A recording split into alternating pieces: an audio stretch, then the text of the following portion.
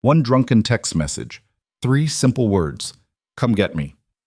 10 minutes later, Lucien Moretti, the ruthless king of Boston's most dangerous empire, stood outside her door soaked in rain and something far more terrifying than desire. Selena Vale had spent 11 months keeping her distance, playing it safe, hiding behind professionalism. But tonight, everything she'd buried came crashing down. Because loving a man like Lucien Moretti didn't come with safety nets or second chances. It came with blood on expensive suits and enemies who saw weakness in affection. If you want to see how far love can fall into darkness, stay until the end. Like this video and comment your city so I can see how far this story travels. Rain hammered Boston like the city had personally offended God. Selena Vale sat cross-legged on her apartment floor, an empty wine bottle tilted against her thigh, phone glowing in her palm like a loaded gun. She shouldn't have typed those words. She definitely shouldn't have hit send. But loneliness makes people stupid, and Selena had been lonely for so damn long that stupid felt like the only honest thing left. Her phone buzzed. On my way. 2 words, no questions, no hesitation. Her stomach dropped. Oh God. She pressed her palms against her eyes, wine sloshing warm and sour in her blood. What did I just do? What she'd done was invite Lucien Moretti, her boss, her secret obsession, the man who made boardrooms go silent and grown men sweat, into the messy, pathetic reality of her actual life. Selena stumbled to her feet, panic sobering her faster than coffee ever could. She kicked empty takeout containers under the couch, shoved laundry into the closet, tried to finger comb her hair into something less disaster adjacent. The apartment still looked like what it was, a shoebox with bad lighting and cheaper furniture, the kind of place people landed when they were running from something and hadn't yet figured out where they were running to. She'd been Lucien's executive assistant for 11 months. 11 months of keeping her head down, her feelings buried, her hands steady when he stood close enough that she could smell his cologne, something dark and expensive that probably cost more than her rent. 11 months of pretending she didn't notice the way he looked at her sometimes, like he was solving a problem he hadn't yet decided to fix. 11 months of playing it safe. And now she'd blown it all to hell with 3 words and too much wine. Knuckles hit her door. Not a knock, exactly. More like a statement. Selena froze. Through the peephole, Lucien Moretti stood in the hallway looking nothing like the man who sat behind mahogany desks in tailored suits that cost more than her car. He wore dark jeans and a black jacket slicked with rain, hair falling across his forehead, jaw tight with something that looked almost like concern. He looked dangerous. He looked real. She opened the door. For a long moment, neither of them spoke. Rain drummed against the hallway windows. Somewhere down the corridor, a neighbor's TV murmured canned laughter. Lucien's eyes moved over her face, slow, deliberate, cataloging every detail like he was memorizing evidence. You're drunk, he said finally. Little bit. Selena wrapped her arms around herself, suddenly aware she was wearing an oversized sweater with a hole in the sleeve and leggings that had seen better decades. You didn't have to come.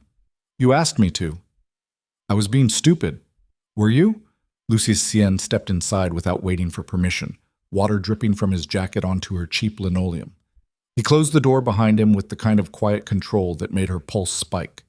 Or were you finally being honest? Selena's throat went dry.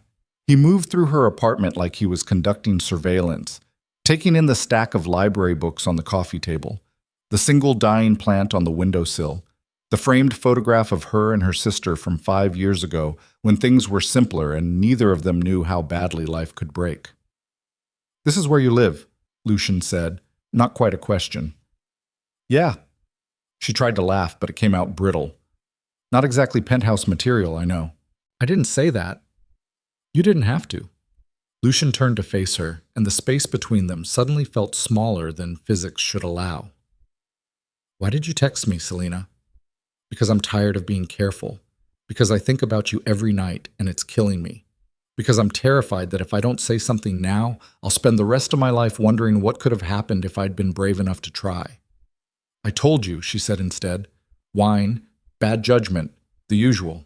Try again. Lucien, you've worked for me for almost a year. His voice was quiet, but it carried weight the way expensive things always did. You've never once asked me for anything, not a raise, not a favor, not even a goddamn compliment when you've earned one. So why tonight? Why now? Selena felt her defenses crumbling like wet cardboard. You really want to do this? I drove across the city in a storm because you sent me 3 words. Lucian stepped closer, close enough that she had to tilt her head back to meet his eyes. So yeah, Selena, I really want to do this. The truth crawled up her throat like broken glass. Because I'm tired of pretending I don't feel anything, she whispered. Because every time you walk past my desk, I forget how to breathe. Because I know it's stupid and unprofessional and completely impossible, but I can't. Her voice cracked. I can't keep lying to myself anymore. The silence that followed felt like falling. Then Lucien's hand came up, fingers brushing her jaw with a gentleness that contradicted everything she knew about him. His thumb traced the curve of her cheekbone, and Selena's entire nervous system lit up like a power grid during a storm. You think I don't know? His voice dropped lower, rougher. You think I haven't been watching you for months, trying to figure out if what I was feeling was real or just some fantasy I'd built in my head? Lucien, oh, you avoid eye contact when I compliment your work. Your hands shake when I stand too close. Last month, when I asked you to work late, you looked at me like I'd asked you to jump off a bridge. His fingers slid into her hair, tilting her face toward his. But you stayed anyway. You always stay. That's my job. Bullshit. The word landed soft but absolute. Your job is 9 to 5, basic admin, keeping my calendar organized. You stay until midnight. You anticipate problems before they happen. You've saved my ass more times than I can count, and you never ask for recognition. Maybe I'm just good at my job. Maybe you care about me. The accusation hung between them like a lit match near gasoline. Selena should have denied it. Should have laughed it off, blamed the wine again, rebuilt the professional walls that kept her safe. But Lucien was looking at her like she was the only real thing in a world made of smoke and mirrors, and she was so tired of pretending. Maybe I do, she breathed. Something shifted in his expression. Relief mixed with hunger, mixed with the kind of restraint that came from years of controlling dangerous impulses. Then let me make something clear. Lucien's other hand came up to frame her face, holding her steady, making escape impossible. If we do this, if we cross this line, there's no going back. No pretending it was a mistake. No casual. I don't do casual, Selena. When I want something, I keep it. Her heart hammered against her ribs. You're talking about me like I'm a business acquisition. I'm talking about you like you're the first thing in 5 years that's made me feel human instead of just functional. His forehead dropped against hers, breath warm against her lips. So I need you to be sure. Because once I have you, I won't let go. Not for anything. The warning should have scared her. Instead, it felt like permission. Selena's fingers curled into his jacket, pulling him closer, closing the last inches between them. Then stop talking and kiss me already. Lucien's mouth crashed against hers like a man breaking a vow. The kiss was nothing like she'd imagined during all those late nights alone in her apartment. It wasn't gentle or tentative or careful. It was raw and desperate, and flavored with rain and wine and 11 months of wanting someone you weren't supposed to want. His hands moved from her face to her waist, pulling her against him hard enough that she felt the entire solid length of him. Selena gasped against his mouth, and Lucien used the opening to deepen the kiss, tongue sliding against hers with the kind of confidence that came from knowing exactly what he wanted and how to take it. She'd never been kissed like she was necessary before, like she was oxygen and he'd been drowning. When they finally broke apart, both breathing hard, Lucien pressed his forehead against hers again, eyes closed, jaw clenched like he was fighting some internal war. You're drunk, he said roughly. Not that drunk. Drunk enough. He pulled back, putting distance between them that felt like violence. I'm not doing this when you've been drinking. Selena stared at him, frustration and confusion swirling hot in her chest. You just kissed me like the world was ending. Because I've wanted to kiss you since the day you told off that executive who tried to grab your ass in the elevator. A muscle ticked in his jaw. But I'm not making this a one-night mistake because you were lonely and I was convenient. That's not what this is. Isn't it? Lucien's eyes opened, and the intensity there nearly knocked her backwards. You texted me at midnight, drunk and alone. I want you, Selena. I want you so badly it's been keeping me awake at night, But when we do this, and we will do this, I want you sober and sure and completely aware of what you're choosing. The declaration should have sounded arrogant. Instead, it sounded like a promise. So what now? Selena's voice came out smaller than she meant it to. Now I'm going to leave before I change my mind. Lucian moved toward the door, then stopped, turning back to face her. Tomorrow night, dinner. Just you and me in a conversation we should have had months ago. That sounds like a date. It is a date. He reached out, fingertips brushing her wrist. Just a whisper of contact, but it lit her up like a torch. Get some sleep, drink water. And Selena? Yeah? Don't regret this in the morning. His eyes held hers steady and serious. Because I won't. Then he was gone. Door clicking shut behind him, leaving Selena standing alone in her apartment with swollen lips and a racing heart, and the terrifying certainty that her life had just pivoted in a direction she couldn't unpivot from. She pressed her fingers to her mouth, still feeling the ghost of his kiss. Tomorrow night, God help her. The next morning arrived wrapped in a hangover and panic. Selena stood in front of her closet at 6 a.m., trying to figure out what you wore to work when you drunkenly confessed feelings to your boss and then made out with him in your apartment. The professional blazer felt like a costume now. The pencil skirt felt like armor she no longer wanted to wear. Everything felt different. She settled on simple. Black pants, cream blouse, hair pulled back in a way that said controlled, even though her insides felt like chaos. The subway ride to Moretti Global felt longer than usual, every stop a countdown to facing reality. The company occupied 12 floors of a glass tower in downtown Boston, all steel and intimidation and money that spoke in whispers rather than shouts. Selena had been terrified her first day. Now she navigated the marble lobby and security checkpoints with the ease of someone who'd learned to survive in dangerous territory. Lucien's office took up half the 42nd floor. Selena's desk sat right outside his door, close enough to hear his voice through the walls, close enough to know when he was in a good mood or when someone was about to get destroyed in a conference call, close enough to feel him even when she couldn't see him.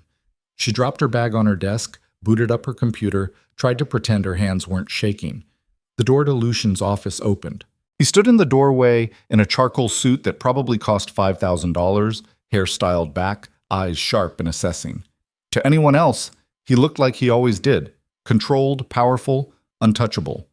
But Selena saw the way his gaze lingered on her mouth for just a fraction too long. Morning, Lucien said, voice perfectly even. Morning. She forced herself to meet his eyes. Coffee? Already have some. He gestured to the cup on his desk, then added, quieter. We still on for tonight? Everything in her wanted to run. Everything in her wanted to say yes. Yeah, Selena said, we're still on. Something that might have been relief flickered across his face. Good. 7 o'clock. I'll pick you up.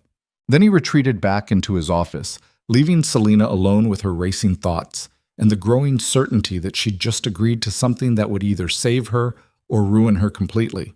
The day passed in a blur of emails and phone calls and meetings, where she took notes while Lucien negotiated deals that involved more money than she'd see in 3 lifetimes.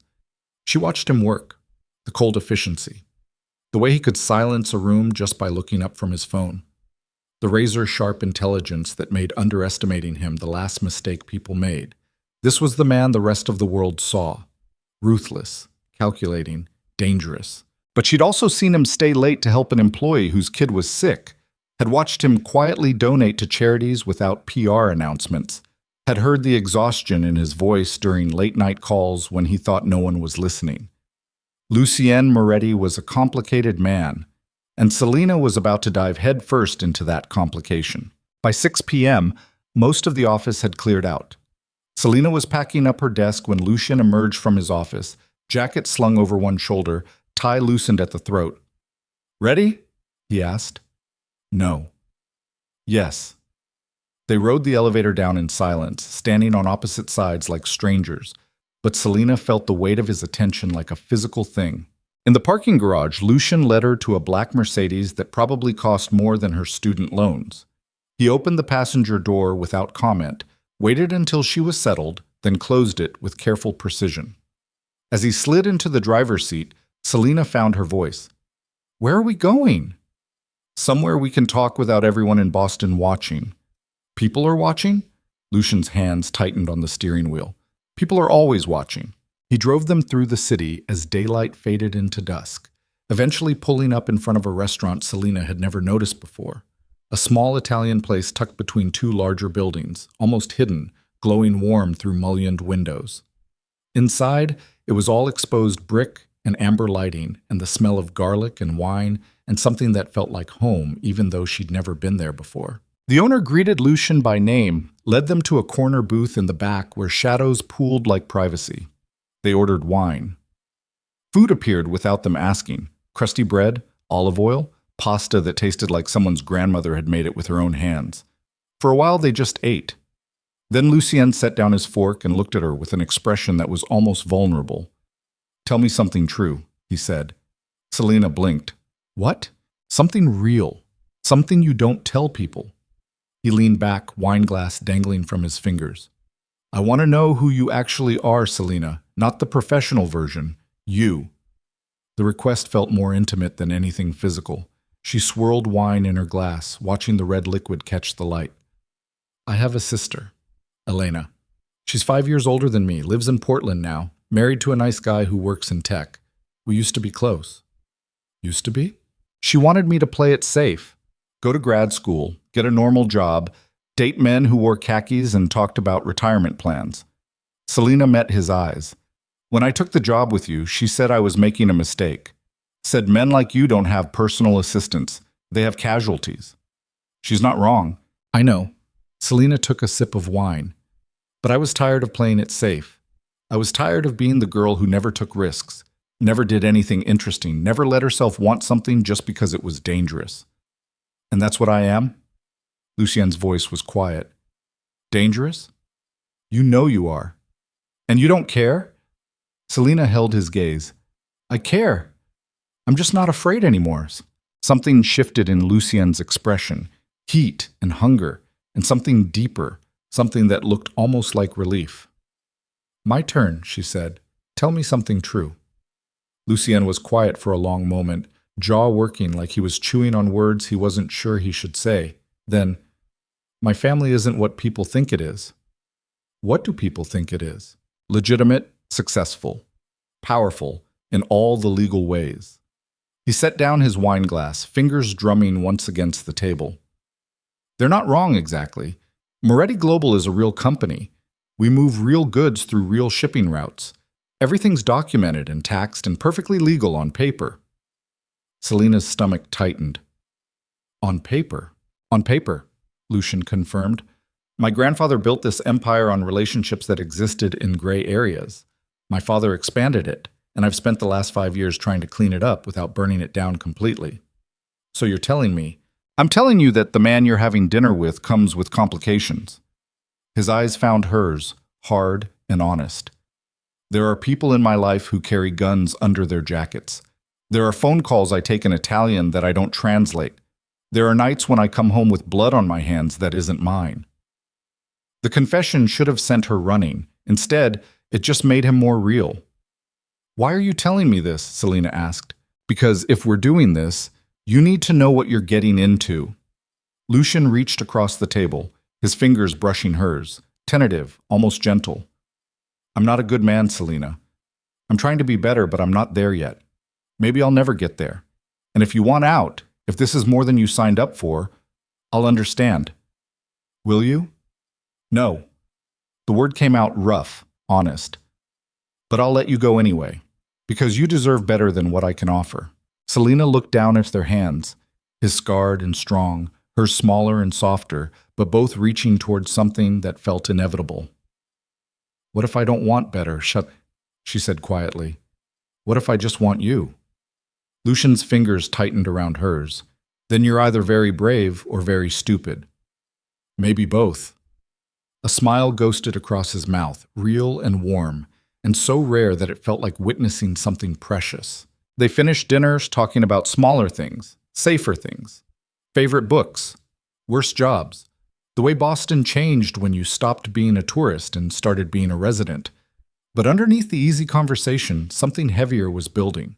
an acknowledgement that they'd both just stepped off a cliff and were waiting to see if they'd fly or fall. Outside the restaurant, rain had started again, soft and steady against the pavement. Lucien walked Selena to the car, opened her door, hesitated before she could get in. "Come home with me," he said. Not a question, but not quite a demand either. Selena's heart kicked hard against her ribs. "Lucien." Not for that. His hand came up to cup her face, thumb brushing her cheekbone. "Just come home with me. Let me make you coffee and show you the view from my windows and prove that I'm not just the bastard everyone thinks I am." It was the vulnerability in his voice that decided her. "Okay," Selena whispered. The drive to his place took 20 minutes through rain-slicked streets, ending at a high-rise that overlooked the harbor. The penthouse elevator required a key. The hallway was silent in the way only expensive real estate could manage. Then the door opened and Selena stepped into a world that felt like controlled chaos. Floor-to-ceiling windows showcased the city glittering below like scattered diamonds. The furniture was all dark leather and clean lines, and the kind of minimalism that spoke of money and taste but not much actual living. Books lined one wall, real books, worn spines, the kind that had been read instead of just displayed. "It's not much," Lucien said behind her, and she almost laughed because his penthouse was bigger than her entire apartment building. "It's beautiful. It's empty." He shrugged out of his jacket, loosened his tie completely, suddenly looking younger and more tired than she'd ever seen him. "I bought it 3 years ago because my accountant said I needed real estate investments, but it doesn't feel like home. It's just where I sleep between work and more work." Selena moved toward the windows, pressing her palm against the cold glass. Below, Boston sprawled in all its messy, complicated glory. She felt Lucien come up behind her, not touching, but close enough that she felt the heat of him. "Can I ask you something?" she said. "Anything." "Why me?" She turned to face him. "You could have anyone, models, socialites, women who actually belong in this world. So why me?" Lucien looked at her for a long moment, something raw working behind his eyes. "Because everyone else sees what they want to see," he said finally. "They see money or power or danger or opportunity. But you—" His hand came up, fingers trailing down her arm. "You look at me like I'm just a man, not a legend, not a weapon, just someone who gets tired and makes mistakes and wants something real in a world made of smoke. Maybe that's all you are. Maybe that's why I'm falling for you." The words landed like an earthquake. Selena's breath caught. "Lucien, I know it's too soon. I know we just started this, but I need you to understand something." He stepped closer, crowding her against the window, hands framing her face with desperate tenderness. "I don't do anything halfway. Not business, not loyalty, not this. So if you're not ready for everything I am, the good parts and the broken parts, and the parts that'll scare you, then tell me now." Selena reached up, covering his hands with hers. "I'm scared," she admitted. "I'm terrified. But I'm not running." "Why not?" "Because I'm falling too." The kiss that followed was different from the one in her apartment, slower, deeper, weighted with something that felt dangerously close to truth. Lucien's hand slid into her hair, angling her head to deepen the kiss, and Selena melted into him with a surrender that should have terrified her, but instead felt like the first honest thing she'd done in years. When they finally broke apart, both breathing hard, Lucien pressed his forehead against hers. "Stay," he murmured. "Just sleep beside me. Let me wake up tomorrow knowing this is real." So she did. They fell asleep in his enormous bed, still half-dressed, curtains open to the city lights, his arm heavy across her waist like an anchor. And for the first time in longer than she could remember, Selena felt like she'd finally stopped running from the life she actually wanted. The next 3 weeks felt like living in a different reality. Lucien kept their relationship quiet at work. No public displays, no announcement, nothing that would turn her into gossip fodder or paint a target on her back. But in private, he was insatiable in ways that had nothing to do with sex and everything to do with proximity. He wanted her there. Coffee in the mornings while he read financial reports, her feet tucked under his thigh. Late nights when deals went south and he needed someone to vent to who wouldn't judge him for the darkness that leaked out. Weekends when they ordered Thai food and argued about movies and he looked at her like she was the only thing in his world that made sense. Selena moved through those weeks in a daze of happiness she didn't quite trust, waiting for the other shoe to drop. It dropped on a Tuesday. She was in Lucien's office going over his schedule when his phone buzzed. He glanced at the screen and something in his expression shifted, went cold and sharp and distant. "I need to take this," he said, already standing. "Alone." Selena recognized a dismissal when she heard one. She retreated to her desk, but through the closed door she could hear his voice, low, clipped Italian that sounded nothing like the man who'd kissed her that morning and told her she was beautiful. This was the other Lucien, the one who terrified boardrooms and made problems disappear. 20 minutes later, 3 men in dark suits arrived on the 42nd floor. They didn't check in with security, didn't announce themselves, just walked straight into Lucien's office like they owned the building. Maybe they did. One of them, older, silver-haired, with a scar cutting through his left eyebrow, paused at Selena's desk. "You're new," he said. Not quite a question. "I've been here almost a year." His eyes moved over her face, assessing, cataloging. "You're the girl, then." Something cold slithered down Selena's spine. "Excuse me?" But he was already moving past her, disappearing into Lucien's office and closing the door with a finality that felt like a threat. For the next hour, voices murmured behind that closed door, too quiet for Selena to make out words, but the tension bled through walls like smoke. When the men finally left, they didn't acknowledge her existence. Lucien emerged 10 minutes later looking like he'd aged 5 years. "Go home," he said flatly. "What? It's 3 o'clock. Go home, Selena." He wouldn't meet her eyes. "Take the rest of the day. I'll call you later." "Lucien, what's going on?" "Not here." Finally, his gaze snapped to hers, and what she saw there made her stomach drop. "Please, just trust me and go." So she did, because the alternative was pushing him when he clearly couldn't afford to break. But as she rode the elevator down, as she walked through the lobby and out into the gray Boston afternoon, Selena felt the first real tremor of fear. Because she'd just gotten a glimpse of the world Lucien actually lived in, and it looked nothing like love. It looked like war. Selena's apartment felt smaller than usual that afternoon, walls pressing in like they were trying to suffocate her. She paced the length of her living room, 12 steps from the window to the kitchen counter, 12 steps back, phone clutched in her hand like a lifeline that refused to ring. Lucien had said he'd call. That was 4 hours ago. Outside, Boston was doing what it always did, moving, breathing, living without giving a damn about the anxiety clawing through her chest. Cars honked, people shouted.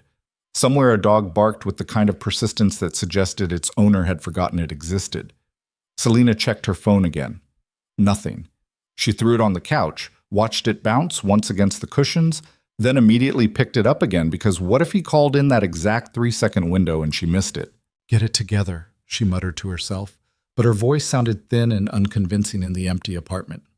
The way those men had looked at her, like she was a problem they were calculating how to solve. The way Lucien had looked after they left, like he was already mourning something he hadn't lost yet. Her phone finally buzzed at 8 p.m., vibrating angry against her palm. "We need to talk. I'm outside." Selena's stomach dropped through the floor. She looked down at herself, sweatpants, ratty t-shirt, hair piled on top of her head in a mess that could generously be called a bun. For half a second she considered changing, then decided that vanity was a stupid concern when your entire relationship might be about to implode. Lucien was leaning against his Mercedes when she came downstairs, hands shoved deep in his pockets, shoulders hunched against the evening cold. He looked exhausted, the kind of tired that lived in bones and couldn't be fixed with sleep. "Hey," Selena said, because sometimes the simplest words were the only ones that fit. "Hey." He straightened and she watched him try to arrange his face into something less devastated. "Can we drive?" "Sure." They got in the car without touching. Lucien pulled away from the curb with the kind of careful precision that suggested he was holding on to control by his fingernails. For 10 minutes, neither of them spoke. The silence felt like drowning. Finally, Selena couldn't take it anymore. "Who were those men?" Lucien's jaw tightened. "Family." "Your family carries guns to business meetings?" "My family carries guns everywhere." He took a turn too fast, tires squealing slightly against asphalt. Sorry, I'm trying to figure out how to explain this without scaring you away. Try me. Lucian drove them to a parking lot overlooking the harbor, killed the engine, sat staring out at the dark water like it held answers he couldn't find anywhere else. The man with the scar, he said finally. That was my uncle, Vincent Moretti. He handles the parts of the business that don't appear on tax forms. Selina's pulse kicked. What parts? The parts that involve moving things that aren't exactly legal through shipping routes that aren't exactly monitored.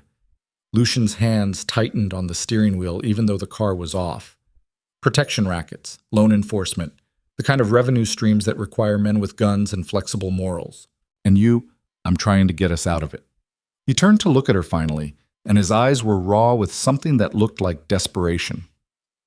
That's what the last 5 years have been about. Legitimizing everything, cutting ties with the old operations, building something clean. But your uncle doesn't want that. My uncle thinks I'm weak, soft, too American. Lucian's laugh was bitter. He's not entirely wrong. My father built this empire on blood and fear. I'm trying to build it on contracts and lawyers. Turns out the second way is a lot harder. Selina reached over, covered his hand with hers. His fingers were cold. What did he want today? She asked quietly. To remind me that I don't get to just walk away. That there are obligations, debts, people who expect certain things from the Moretti name. He turned his hand over, lacing his fingers through hers like he was afraid she'd disappear. And to warn me about you. The words landed like a punch. What about me? That you're a liability. That caring about someone makes you vulnerable. That enemies will see you as leverage and use you to get to me. His thumb traced circles on her palm, over and over, like he was trying to memorize the feel of her skin. He's not wrong about that either. Selina felt anger spark hot in her chest. So what? You're supposed to just be alone forever? Never care about anyone because it might be inconvenient for your uncle's criminal empire? It's not about convenience, it's about survival. Lucian pulled his hand away, dragged it through his hair. 3 years ago, my cousin fell in love with a teacher from Cambridge. Sweet girl, normal life, nothing to do with our world. Past tense. Selina's throat went dry. What happened to her? Someone who wanted leverage against my cousin kidnapped her, held her for 3 days. Lucian's voice went flat, emotionless, like he'd learned to tell this story without feeling it. By the time we found her, she was so traumatized she couldn't speak for a week. She left the city 6 months later and never came back. My cousin hasn't been the same since. The story hung between them like a ghost. So that's it? Selina heard her voice rising, couldn't stop it. You're going to end this because your uncle told you I'm a liability? I'm trying to protect you. By pushing me away? By being honest about what my life actually looks like. Lucian turned to face her fully, and the anguish in his expression nearly broke her. I'm falling for you, Selina. I'm falling so hard it terrifies me. But I can't be the reason you get hurt. I can't be the reason someone uses you to destroy me. Don't I get a say in this? Of course you do. Then here's what I say. Selina grabbed his face, forced him to look at her. I'm not running. I heard everything you just told me. The violence, the danger, the fucked up family dynamics, and I'm still here. So stop trying to make this decision for me. You don't understand what you're agreeing to. Then help me understand. She held his gaze, refused to let him look away. Stop protecting me from the truth and just give it to me straight. All of it. Lucian stared at her for a long moment, something working behind his eyes, war between the man who wanted to keep her safe and the man who was tired of being alone. Okay, he said finally, but not here. If we're doing this, if you really want to know everything, then you need to see it. See what? Where I come from. Buns. Lucien drove them north out of the city, into neighborhoods that got progressively rougher around the edges. Brownstones gave way to triple-deckers, gave way to industrial buildings, with broken windows and graffiti tags that looked like territorial claims.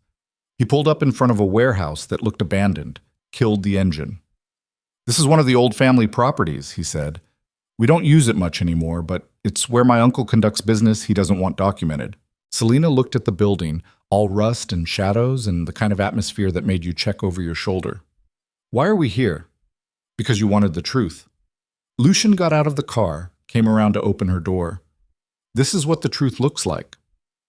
They went inside through a side entrance that required 3 different keys. The interior was all concrete floors and exposed beams, and the smell of old metal and something else, something chemical, that made Selina's nose wrinkle. Voices echoed from somewhere deeper in the building. Lucien took her hand, led her through a maze of corridors until they reached a door with light bleeding out from underneath. "Wait here," he said quietly. "Don't come in unless I call for you." Before Selina could argue, he slipped through the door and closed it behind him. She stood in the hallway, heart hammering, straining to hear what was happening on the other side. Men's voices, low and tense, something that might have been Lucien's laugh, but harder than she'd ever heard it. Then a sound that made her blood freeze, something heavy hitting something solid, followed by a grunt of pain. Selina's hand went to the door handle. "Don't," she told herself. "He told you to wait." Another impact, another grunt. Fuck waiting. She pushed through the door into a scene that would have looked at home in a crime drama if it weren't so viscerally real. The room was sparse. Folding table, metal chairs. A man zip-tied to one of them with blood dripping from his split lip. 3 other men stood in various positions around the room, all turning to look at Selina like she'd just crashed a private party. Lucien stood closest to the zip-tied man, knuckles red, expression colder than she'd ever seen it. "Selina." His voice could have cut glass. "I told you to wait outside." "I heard—" She couldn't finish the sentence, couldn't tear her eyes away from the man in the chair. "Business meeting," Lucien said flatly. "Nothing you need to worry about." "That man is bleeding." "That man stole $40,000 from one of our shipping contracts and thought we wouldn't notice." Lucien moved toward her, blocking her view. "Go back to the hallway. Now." But Vincent Moretti was already laughing, a sound like gravel in a blender. "So this is the girl who's got our golden boy acting like a civilian," Vincent said, circling around to get a better look at Selina. "Pretty thing? I can see the appeal." "Vincent," Lucien's voice carried a warning. "What?" "I'm just making observations." Vincent stopped a few feet from Selina, tilted his head like he was examining merchandise. "You know what you're getting into, sweetheart? You know what kind of man you're sleeping with?" "I know enough," Selina said, proud that her voice didn't shake. "Do you?" Vincent smiled, and it was the kind of smile that probably made grown men nervous. "You know that your boyfriend here has 13 kills to his name? That the business meeting you just interrupted involves convincing this gentleman that stealing from the Moretti family is a terminal decision?" Selina felt the blood drain from her face. Lucien stepped between them, voice dropping to something lethal. "That's enough." "Is it?" Vincent's eyes never left Selina. "Because from where I'm standing, this looks like a massive fucking liability waiting to happen. She's soft, Lucien. Civilian soft. The kind of soft that gets people killed when they become leverage. She's not leverage, she's mine." The possessiveness in Lucien's voice was absolute. "And if anyone touches her, if anyone even thinks about using her to get to me, I will burn this entire operation to the ground and salt the fucking earth." The threat hung in the air like smoke. Vincent's smile widened. "Now that's the Moretti I remember." Lucien grabbed Selina's arm, not rough, but firm enough to communicate urgency. "We're leaving." He half-dragged her back through the corridors, out into the cold night air, didn't stop until they reached the car. Then he braced his hands on the hood, head down, breathing hard like he'd just run a marathon. "I'm sorry," he said roughly. "I shouldn't have brought you here. That was stupid." 13? Selina's voice came out smaller than she meant it to. Lucien went very still. "He said 13 kills. Is that true?" "Selina, is it true?" He turned to face her, and the look in his eyes answered before his words did. "Yes," Lucien said quietly. 13 men. Over 8 years. Some of them deserved it. Some of them were just in the wrong place at the wrong time. All of them were necessary to protect the family. Selina felt like she was standing on ice that was cracking under her feet. "You've killed people." "I've killed people who would have killed us first if I'd given them the chance." He moved closer, but didn't touch her. "This is what I've been trying to tell you. This is the world I live in, the world my uncle lives in, the world that doesn't just let you walk away because you decided you want something different." "But you're trying. You said you're trying to change things." "Oh, I am. I've spent 5 years building legitimate operations, cutting ties with the old ways, trying to turn the Moretti name into something that doesn't require violence to maintain. Lucian's laugh was bitter. But changing an empire built on blood takes time. And in the meantime, I still have to be the man who can stand in a room with my uncle and make it clear that crossing me has consequences. Selina wrapped her arms around herself, suddenly cold despite her jacket. I need you to understand something, Lucian continued, voice rough. I'm not a good man. I'm trying to become one, but I'm not there yet. Maybe I'll never get there. And if that's too much, if knowing what I've done is too much, then I'll drive you home right now and we'll end this before anyone gets hurt. The offer should have been a relief. Instead, it felt like a test. Selina looked at him, really looked at him, saw the exhaustion carved into the lines around his eyes, the blood still staining his knuckles, the desperate hope fighting with resignation in his expression. Take me home, she said. Something died in his eyes. Okay. The drive back was silent, heavy with things neither of them knew how to say. When they reached her apartment, Lucian walked her to the door like a gentleman, like they'd just had a normal date instead of a crash course in mob violence. I'm sorry, he said again. Selina looked up at him, at this complicated, violent, broken man who'd somehow become the center of her world in less than a month. I need time, she said, to process, to think. I understand. She went inside, closed the door, listened to his footsteps retreat down the hallway. Then she slid down the wall and tried very hard not to cry.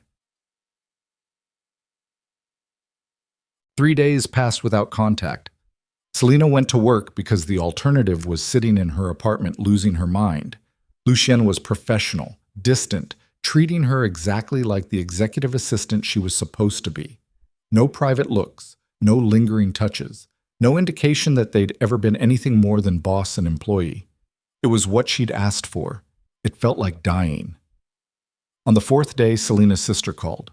Hey, stranger, Elena said, voice bright with forced cheer. Haven't heard from you in a while. Everything okay? Selina stared at her half-eaten lunch, trying to figure out how to answer that question honestly. I'm fine, she lied. Liar. You sound like you've been crying. I haven't. Selina stopped, because actually she had been crying, intermittently, for 3 days straight. It's complicated. Is this about your boss? The question landed like a grenade. How did you… Please, I'm your sister. I can hear it in your voice when you talk about him. Elena's tone shifted, went softer. What happened? And because Selina was exhausted and heartbroken and desperately needed someone to talk to, she told her everything. The relationship, the warnings, the warehouse, the 13 kills. The silence on the other end of the line stretched so long Selina thought the call had dropped. Elena? I'm here. I'm just… Jesus, Selina. You need to get out of there. It's not that simple. Yes, it is. You pack a bag, you quit your job, you come stay with me in Portland until this blows over. Elena's voice rose with urgency. This man is dangerous. His family is dangerous. You could get killed just by being associated with him. I know the risks. Do you? Because from where I'm sitting, it sounds like you're in love with a criminal who's involved in things that could land you in prison or in a grave. Elena took a breath, clearly trying to calm down. I love you. I just want you safe. And this guy, no matter how much you care about him, is not safe. Selina closed her eyes. What if I don't want safe anymore? Then you're being an idiot. Thanks for the support. I'm being real with you because no one else will. Elena's voice cracked slightly. Mom and Dad are gone. You're all I have left. And I can't lose you to some mafia romance that ends with you as a statistic. The mention of their parents hit like a physical blow. They died in a car accident when Selina was 21. Drunk driver, wrong place, wrong time. The kind of senseless tragedy that rewrites your entire understanding of how fragile life actually is. I'm not going to die, Selina said, but even she could hear how hollow the promise sounded. You can't know that. Not with the life he's living. Elena sighed. Just promise me you'll think about what I said, please. I promise. After they hung up, Selina sat in the break room staring at nothing, Elena's words echoing in her head. Maybe her sister was right. Maybe this was too dangerous, too complicated, too likely to end in disaster. Maybe the smart thing was to walk away before someone got hurt. But when Selena imagined her life without Lucien in it, no more midnight conversations, no more stolen kisses, no more moments when he looked at her like she was the only real thing in his carefully controlled world. The future stretched out gray and empty and unbearably lonely. She was still sitting there when Lucien found her 20 minutes later. "Hey," he said quietly from the doorway. "You missed the 3 o'clock meeting." Selena looked up at him, and something in her expression must have given her away because his entire demeanor shifted. "What's wrong?" "My sister thinks I should quit, move to Portland, get away from you before something terrible happens." Lucien leaned against the doorframe, jaw tight. "She's probably right." "Is she?" "I don't know anymore." He dragged a hand through his hair, messing up the careful styling. "I keep trying to do the right thing here, Selena. Keep trying to protect you, but maybe the right thing is letting you go before my world destroys you." Selena stood up, walked over to him, stopped close enough that she could feel the heat coming off his body. "What if I don't want to be protected?" she said. "What if I want to make my own choices about what risks I'm willing to take? Then you're choosing something that could get you killed." "Maybe. Or maybe I'm choosing something that's finally worth living for." She reached up, touched his face, felt the tension in his jaw. "I've been thinking about what you showed me, about who you are, and what you've done. And you're right. You're not a good man, but you're trying to be better, and maybe that's enough." "Selena!" "I'm not done." Her thumb traced his cheekbone. "My whole life I've played it safe, taken the easy path, and never rocked the boat. And you know what it got me? A tiny apartment, a job that was just a job, and a loneliness so deep I was drowning in it. Then you showed up and everything got complicated and dangerous and real. And I don't want to go back to safe. I want this.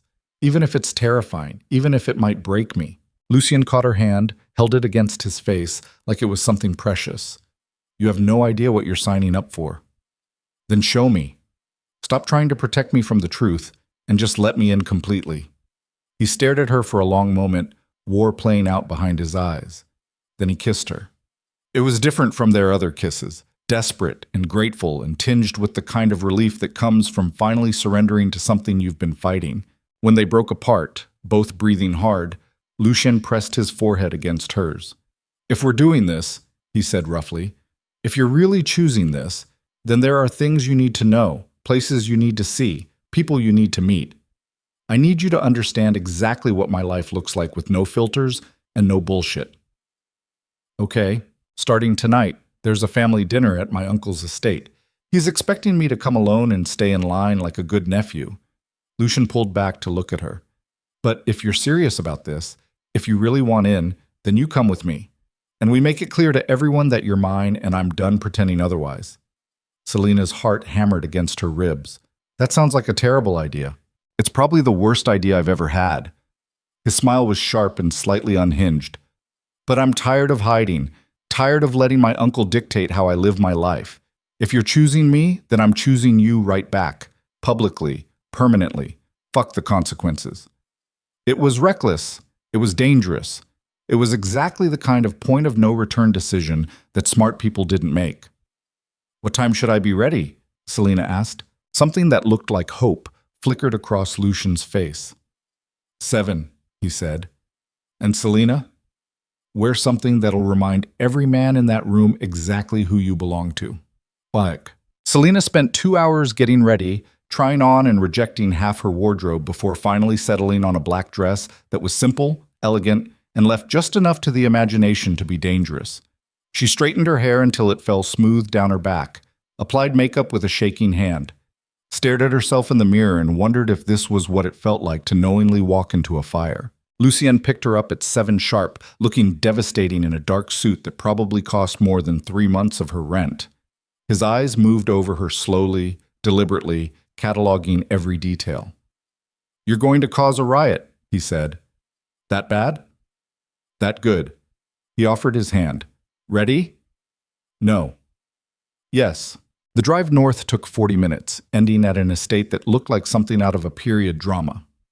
Wrought iron gates, manicured grounds, a house that was too big to reasonably call a house, and probably technically qualified as a mansion. Jesus, Selina breathed. Your uncle lives here. My uncle believes in appearances. Lucien pulled up to the front entrance where several other expensive cars were already parked. He thinks power should look like power. They got out, and Lucienne immediately took her hand, lacing their fingers together like a declaration. Whatever happens in there, he said quietly, stay close to me. Don't let anyone separate us. And if things get ugly, follow my lead. How ugly are we talking? Hopefully just verbally. His jaw tightened. But with my family, you never know. They walked up to this front door together, Lucienne's hand tight around hers, and Selina realized with perfect clarity that they'd just crossed a line that couldn't be uncrossed. This was it. The point of no return. A man in a suit, actual security, not staff, opened the door, eyes moving over them with professional assessment. Mr. Moretti, he said, your uncle is in the dining room. He's expecting you. His gaze slid to Selina. Alone. Plans changed, Lucien said flatly. The lady stays with me. The security guard's expression didn't change, but something in his posture tensed. Sir, your uncle was very specific. I don't care. Lucien stepped forward, forcing the man to either move or be moved. She's with me. That's not negotiable. For a moment, the situation balanced on a knife's edge. Then the guard stepped aside. They moved through a foyer that belonged in a museum. Marble floors, crystal chandelier, artwork that was probably worth more than Selina would make in her lifetime.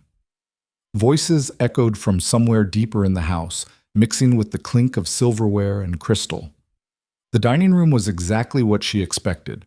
Long table, too many chairs, enough food to feed a small army arranged on platters that sparkled under chandelier light. 12 people sat around the table, all turning to look as Lucien entered. The conversations died instantly. Vincent Moretti sat at the head of the table, wine glass paused halfway to his mouth, eyes moving from Lucien to Selina with an expression that could generously be called displeasure. Nephew, he said slowly, I thought we discussed this. We did. Lucien moved further into the room, still holding Selina's hand. I decided you were wrong. The temperature in the room dropped about 20 degrees. Excuse me? You heard me. Lucien pulled out a chair, gestured for Selina to sit, then took the seat beside her, directly across from his uncle. This is Selina Vale, my girlfriend, the woman I'm serious about. And before anyone says anything, yes, I know the risks. Yes, I know the complications. And no, I don't care. She's mine. I'm hers. Anyone who has a problem with that can discuss it with me directly. The silence that followed felt like standing on the edge of a cliff. Then Vincent started laughing, slow and mean and genuinely amused. You've got balls, kid. I'll give you that. He set down his wine glass, leaned back in his chair. But bringing your pretty little civilian to a family dinner? That's not courage. That's stupidity. Call it what you want. Lucien's hand found Selina's under the table, squeezed once. I'm done hiding, done pretending, done letting fear make my decisions. Noble. Vincent's smile was all teeth. Also probably going to get her killed. But hey, at least you'll have been honest about your feelings, right? Vincent, an older woman halfway down the table, spoke up, voice sharp. That's enough. Is it, Maria? Because from where I'm sitting, our golden boy just painted a target on this girl's back and announced it to everyone in the family. Vincent's eyes never left Selina. How much do you think she's worth, sweetheart? To someone who wants leverage against Lucien, 50,000? 100? Whatever the number is, I guarantee someone in this room is already calculating it. Selina felt fear spike cold through her veins, but she forced herself to meet Vincent's gaze without flinching. Then I guess I'll need to be careful, she said. Vincent's eyebrows rose. You've got some spine, I'll give you that. She's got more than spine. Lucien's voice dropped to something dangerous. She's got me, which means she's untouchable. And I need everyone in this room to understand that touching her, threatening her, or using her as leverage will be the last decision anyone makes. I'm done playing by the old rules, Uncle. I'm done pretending that fear and violence are the only ways to maintain power. Things are changing. I'm changing them. And Selina is part of that future whether you approve or not. The declaration hung in the air like a thrown gauntlet. For a long moment, no one moved. Then Vincent picked up his wine glass, took a slow sip, set it down with deliberate precision. "You're making a mistake," he said quietly. "But you're a grown man. Your funeral. Glad we understand each other." Dinner proceeded with all the warmth of a hostage negotiation. People made small talk that felt like coded warnings. Glasses were refilled. Food was eaten without being tasted. And through it all, Selena felt eyes on her, assessing, calculating, wondering how long she'd last in a world that ate civilians for breakfast. Lucian never let go of her hand. Halfway through the main course, a younger man, maybe mid-30s, with slicked back hair and 2 white teeth, leaned across the table toward Selena. "So," he said conversationally, "what do you do, Selena?" "I'm Lucien's executive assistant." "Ah, so you work for him and sleep with him. Efficient." Lucien's fork hit his plate with a sound like a gunshot. "Marco," he said, voice lethal calm. "Shut your mouth before I shut it for you." Marco held up his hand, smiling like he'd just won something. "Just making conversation. Make it with someone else." The rest of dinner crawled by like torture. Selena picked at her food, smiled when appropriate, tried to look like she wasn't completely out of her depth. Finally, mercifully, it ended. Lucien stood, pulling Selena up with him. "We're leaving." "Already?" Vincent's smile was sharp. "But we haven't even gotten to dessert." "I've lost my appetite." They made it to the foyer before Vincent caught up with them, hand landing heavy on Lucien's shoulder.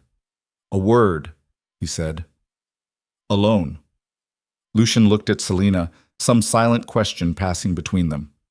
"I'll wait by the car," she said. She walked out into the cold night air, breath fogging, arms wrapped around herself against the chill.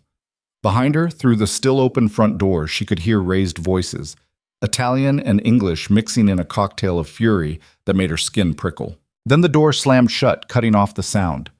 Selena stood alone in the darkness, surrounded by expensive cars and the kind of silence that felt dangerous. A cigarette flared to life behind her. She spun, heart in her throat, to find Marco leaning against a Jaguar, smoke curling from his lips. "Relax, sweetheart. Just needed some air." He took a drag, exhaled slowly. "That was quite a performance in there." "I don't know what you mean." "Sure you don't." Marco pushed off the car, moved closer. "You know what I think? I think you're either very brave or very stupid. Maybe both." Lucien said, "You're untouchable. I heard him." Marco stopped a few feet away, close enough that she could smell the smoke and expensive cologne. But here's the thing about declarations like that. They only work if people believe them. If people think Lucien's actually willing to go to war over some girl he's known for a month. Selena's pulse hammered. "You should go back inside." "Should I?" Marco smiled. "Or should I give you some friendly advice?" "Walk away. Tonight. Pack your things, quit your job, disappear.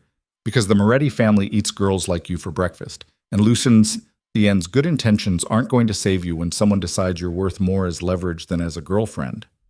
"I'm not going anywhere." "Then you're stupider than you look." Marco flicked his cigarette into the darkness. "When they come for you, and they will come for you, don't say you weren't warned." He walked past her back toward the house, leaving Selena standing in the cold with fear crawling up her spine like insects. The front door opened again, and Lucien emerged looking thunderous.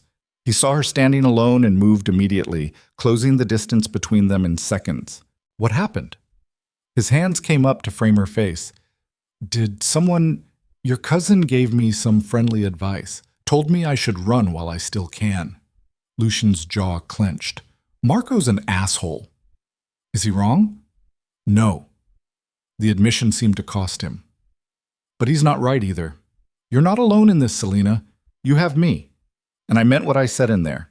Anyone who touches you answers to me. And if that's not enough?" Lucian pulled her against him, wrapped his arms around her like he could physically shield her from the world. "Then I'll burn the whole thing down," he whispered against her hair. "The family, the business, all of it. I'll burn it down and start over if that's what it takes to keep you safe." Selena closed her eyes, breathing in the smell of him, cologne and smoke and something darker underneath. She'd just crossed the point of no return, and God help her, she wasn't sure if that was the bravest thing she'd ever done or the stupidest. Maybe it was both. The ride back to Boston felt like driving through a nightmare that refused to end. Rain had started again, cold, relentless, hammering the windshield like it was trying to break through. Lucien drove with white knuckles and a jaw so tight Selina could hear his teeth grinding from the passenger seat. Neither of them had spoken since leaving the estate. The silence was suffocating. Selina watched the city lights blur past, Marco's words echoing in her head like a threat she couldn't shake. When they come for you, and they will come for you, don't say you weren't warned. Stay at my place tonight, Lucien said finally, voice rough. I don't want you alone. Lucien, please. He glanced at her, and the desperation in his eyes killed whatever argument she'd been building. Just tonight. Let me know you're safe for one goddamn night. So she did. His penthouse felt different now, less like luxury and more like a fortress. Lucien moved through the space, checking locks, closing blinds, pulling his phone out every 30 seconds like he was expecting bad news. You need to sleep, Selina said, watching him pace. Can't. Try. What I need... He stopped mid-stride, dragged both hands through his hair. What I need is for my family to stop being a fucking liability. What I need is for you to be safe without me having to declare war on my own blood. What I need is... His phone buzzed. Lucien looked at the screen, and his entire body went rigid. What is it? Selina asked. Vincent, he answered, putting it on speaker. What? We need to talk. Vincent's voice came through clear and cold. Tomorrow, noon, the warehouse on Mercer Street. Come alone. I'm done taking orders from you. This isn't an order, nephew. It's an opportunity. Something in Vincent's tone made Selina's skin crawl. I've got a proposition, one that'll solve both our problems. But you come alone, or the deal's off the table. The line went dead. Lucien stared at his phone like it had just bitten him. Don't go, Selina said immediately. It's obviously a trap. Maybe, or maybe he's finally ready to negotiate. Lucien set the phone down, rubbed his face. Either way, I have to show up. If there's even a chance of ending this without bloodshed, I have to take it. Then I'm coming with you. Absolutely not. You don't get to make that decision for me. The hell I don't. Lucien moved toward her, cupped her face with both hands. You are the only good thing in my life right now. The only thing that makes any of this worth fighting for. I'm not bringing you into a potential war zone because you're feeling brave. And I'm not letting you walk into an ambush alone because you're feeling protective. Selina covered his hands with hers. We're in this together, remember? No more protecting me from the truth. No more making decisions without me. They stared at each other, deadlocked in mutual stubbornness. Finally, Lucien's shoulders sagged. You're going to be the death of me. Hopefully not literally. No promises. They fell asleep on the couch, fully clothed, tangled together like neither of them could bear an inch of distance. Selina woke twice during the night to find Lucien already awake, staring at the ceiling with an expression that looked like a man calculating how many ways the next day could go wrong. Morning came gray and unwelcome. Lucien made coffee that neither of them drank. Selina took a shower that didn't make her feel any cleaner. They moved around each other carefully, like people preparing for a funeral. At 11:30, Lucien pulled on a jacket and checked a gun Selina hadn't known he kept in the penthouse. You know how to use that? She asked, voice steadier than she felt. Yeah. He tucked it into a holster at his back, covered it with the jacket. Learned when I was 16. Haven't had to use it in 3 years. His eyes found hers. Hoping today doesn't break that streak. They took his car, drove through streets that felt too normal for what was coming. People going about their lives, buying coffee, walking dogs, completely unaware that two people in a black Mercedes were heading towards something that might explode into violence. The warehouse on Mercer Street sat in an industrial area that had seen better decades, all rust and broken windows and graffiti that looked like territorial claims. 3 cars were already parked outside. One of them was Vincent's Cadillac. Last chance to change your mind, Lucien said. Engine still running. Not happening. He killed the ignition.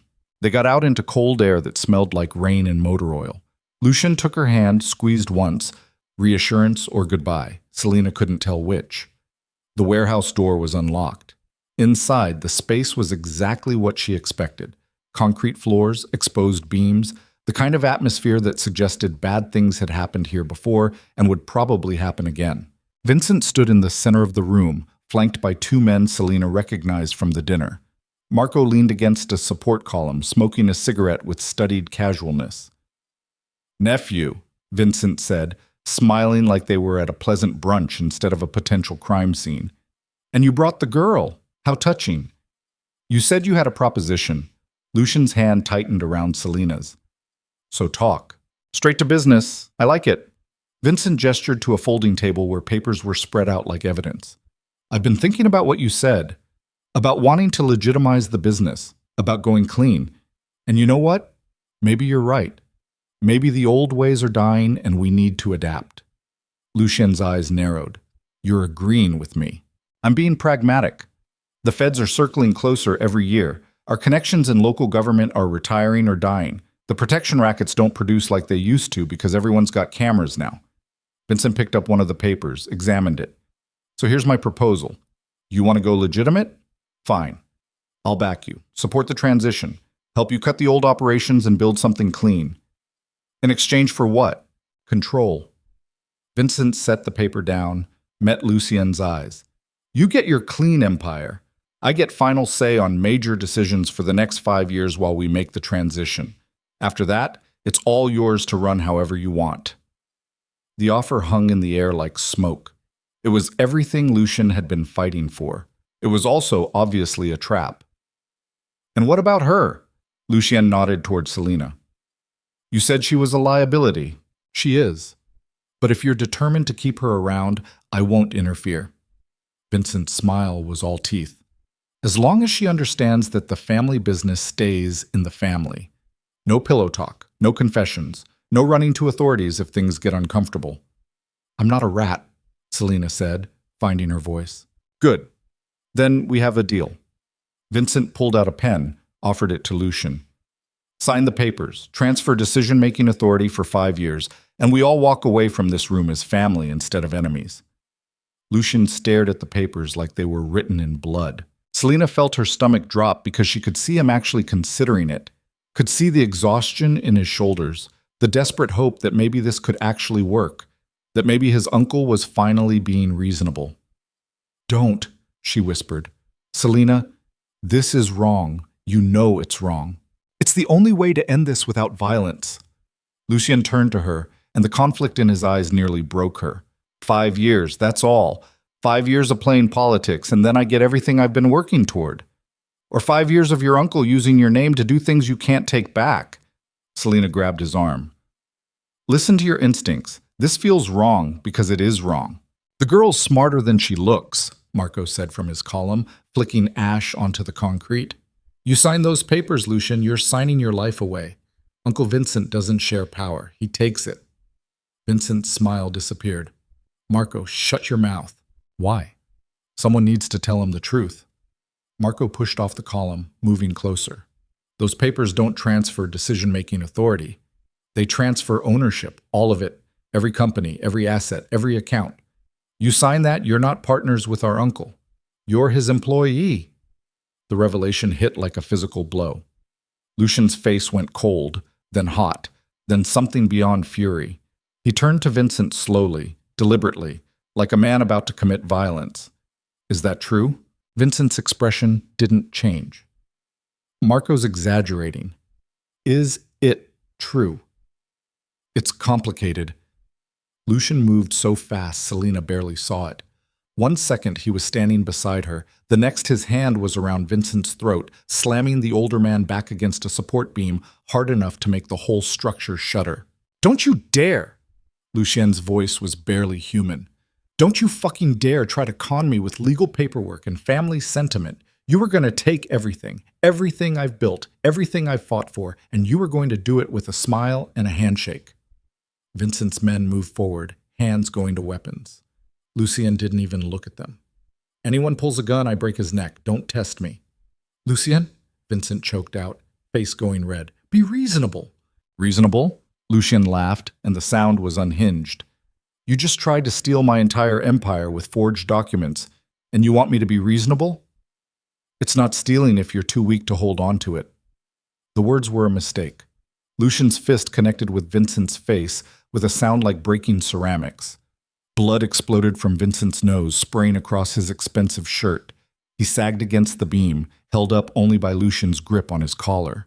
"I am not weak," Lucien said, voice dropping to something lethal. "I am trying to be better than you, trying to build something that doesn't require blood and fear to maintain. But you know what? Maybe you're right. Maybe the only language you understand is violence." He pulled back for another hit. "Lucien, stop!" Selina grabbed his arm. "This isn't you. Don't let him turn you into... Into what? A monster." Lucien turned to look at her, and his eyes were empty in a way that made her blood freeze. "I've always been a monster, Selina. I just convinced myself I could be something else. But this is who I am. This is what the Moretti name means. No. Yes." He released Vincent, who slumped to the floor coughing blood. "This is the truth you wanted to see. The man I actually am when the mask comes off." Marco was already moving toward the exit, clearly deciding this situation had degraded past the point of profit. Vincent's other men hesitated, torn between loyalty and self-preservation. "Get out," Lucien said to them, "all of you. Before I do something we all regret." They went. Even Marco, with one last backward glance that might have been sympathy or might have been relief. He wasn't on the receiving end. Vincent pushed himself upright, spitting blood. "You just made the biggest mistake of your life." "Did I? Because from where I'm standing, the biggest mistake was believing family meant anything to you beyond profit margins. You think you can fight me? You think you can go to war with your own blood and win?" Vincent's laugh was wet, ugly. "I built this empire while you were still in diapers. I have connections you don't even know exist. And now that you've shown your hand, now that you've proven you're nothing but your father's son playing dress-up in a suit, then I guess we're done pretending." Lucien pulled out his phone, typed something fast.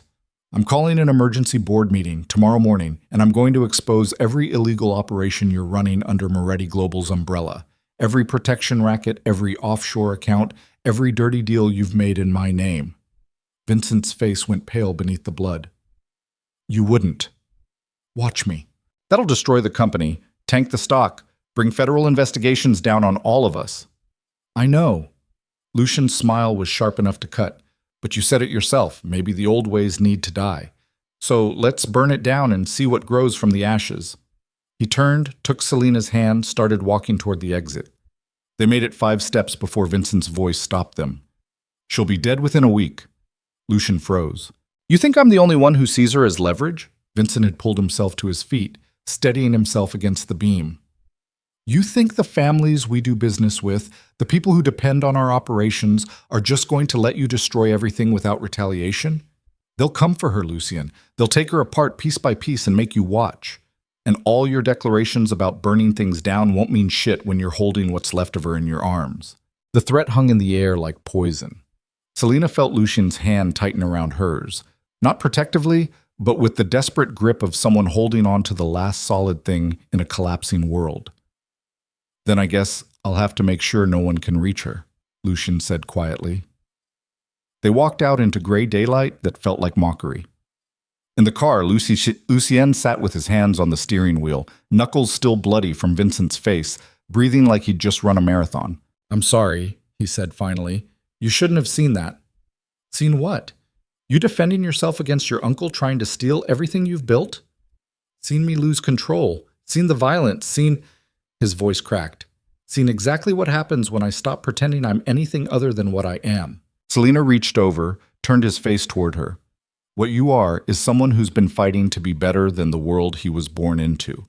And your uncle tried to exploit that, tried to use your desire for legitimacy as a weapon against you. He succeeded." Lucien's laugh was bitter. "Because now I have to choose. I can expose everything, destroy the company, bring down investigations, maybe end up in prison myself, or I can let him win. Let him take everything while I watch. There has to be another option." "There isn't. Not one that doesn't end with you in danger." He pulled away, started the engine. "Which is why you're leaving." The words landed like a slap. "What?" "I'm putting you on a plane tonight. Portland, like your sister wanted. You'll stay there until this is over." "Lucien, no. It's not a request." His voice went flat, emotionless. "You heard Vincent. The minute I declare war on him, you become the biggest target in Boston. And I won't..." I can't. The emotion cracked through. I can't protect you and fight him at the same time, so I'm choosing your safety. You don't get to make that choice for me. I just did. Selena felt fury rise hot in her chest. Pull over. Selena, pull over. He did, yanking the car to the curb with more force than necessary. Selena turned in her seat to face him full on. You told me no more protecting me from the truth, no more making decisions without me, that we were in this together. That was before my uncle threatened to kill you. So what? The second things get dangerous, you ship me off like luggage? Make unilateral decisions about my life because you've decided I can't handle the risk? You can't handle this risk. No one could. Then what was the point? Selena's voice rose. What was the point of me choosing you, choosing this life? If the first time it gets real, you just erase my agency and decide what's best for me? I'm trying to keep you alive. I didn't ask you to. The words exploded out of her, raw and desperate. I didn't ask you to wrap me in bubble wrap and hide me from the world. I asked you to let me in, to treat me like an adult who can make her own decisions about what risks she's willing to take. And what if your decision gets you killed? Then that's my decision to make. Selena grabbed his face, forced him to look at her. I love you. Do you understand that? I love you and I'm not running the second things get hard. So you can put me on a plane, but I'll just buy a ticket back. You can lock me in your penthouse, but I'll find a way out. Because I meant what I said. I'm in this. All the way. And you don't get to take that choice away from me just because you're scared. Lucien stared at her, something breaking behind his eyes. I can't lose you, he whispered. If something happens to you because of me, because of my family, because of choices I made, then we make sure nothing happens. Selena's thumbs traced his cheekbones, wiping away blood she hadn't realized was there. Together, like we're supposed to. For a long moment, Lucien just breathed, eyes closed, leaning into her touch like it was the only thing keeping him upright. Then his phone rang. He looked at the screen, and whatever color was left in his face drained completely. What? Selena asked. It's Marco, Lucien answered. What? Marco's voice came through tight with something that might have been fear. You need to get to your penthouse. Now. Why? Just go. And Lucien? I'm sorry. I didn't know they'd move this fast. The line went dead. Lucien was already accelerating before Selena could process what she'd heard. He drove like the city was on fire, cutting through traffic, running lights, hand white-knuckled on the wheel. What's going on? Selena asked, fear crawling up her spine. I don't know, but Marco doesn't scare easily. They made it to the high-rise in 15 minutes that should have taken 30. Lucien parked illegally, didn't care, was already moving toward the entrance with Selena half running to keep up. The lobby security guard looked up as they entered, started to say something, then seemed to think better of it at whatever he saw in Lucien's expression. The elevator ride up felt eternal. When the doors opened on the penthouse floor, Lucien went still. His apartment door was ajar, not broken, not forced, just open, like someone with a key had let themselves in. Lucien pulled the gun from his back holster, held it low and ready. Stay behind me. They moved down the hallway together, silent, hearts hammering. Lucien pushed the door open with his foot. The apartment looked exactly like they'd left it that morning, until Selena saw the dining table. An envelope sat in the center. White, expensive stationery, sealed with red wax that looked disturbingly like blood. Lucien approached it like it might explode. When he opened it, a single photograph fell out. Selena picked it up before she could stop herself, then wished she hadn't. It was her, leaving work yesterday, walking to her car, completely unaware she was being watched.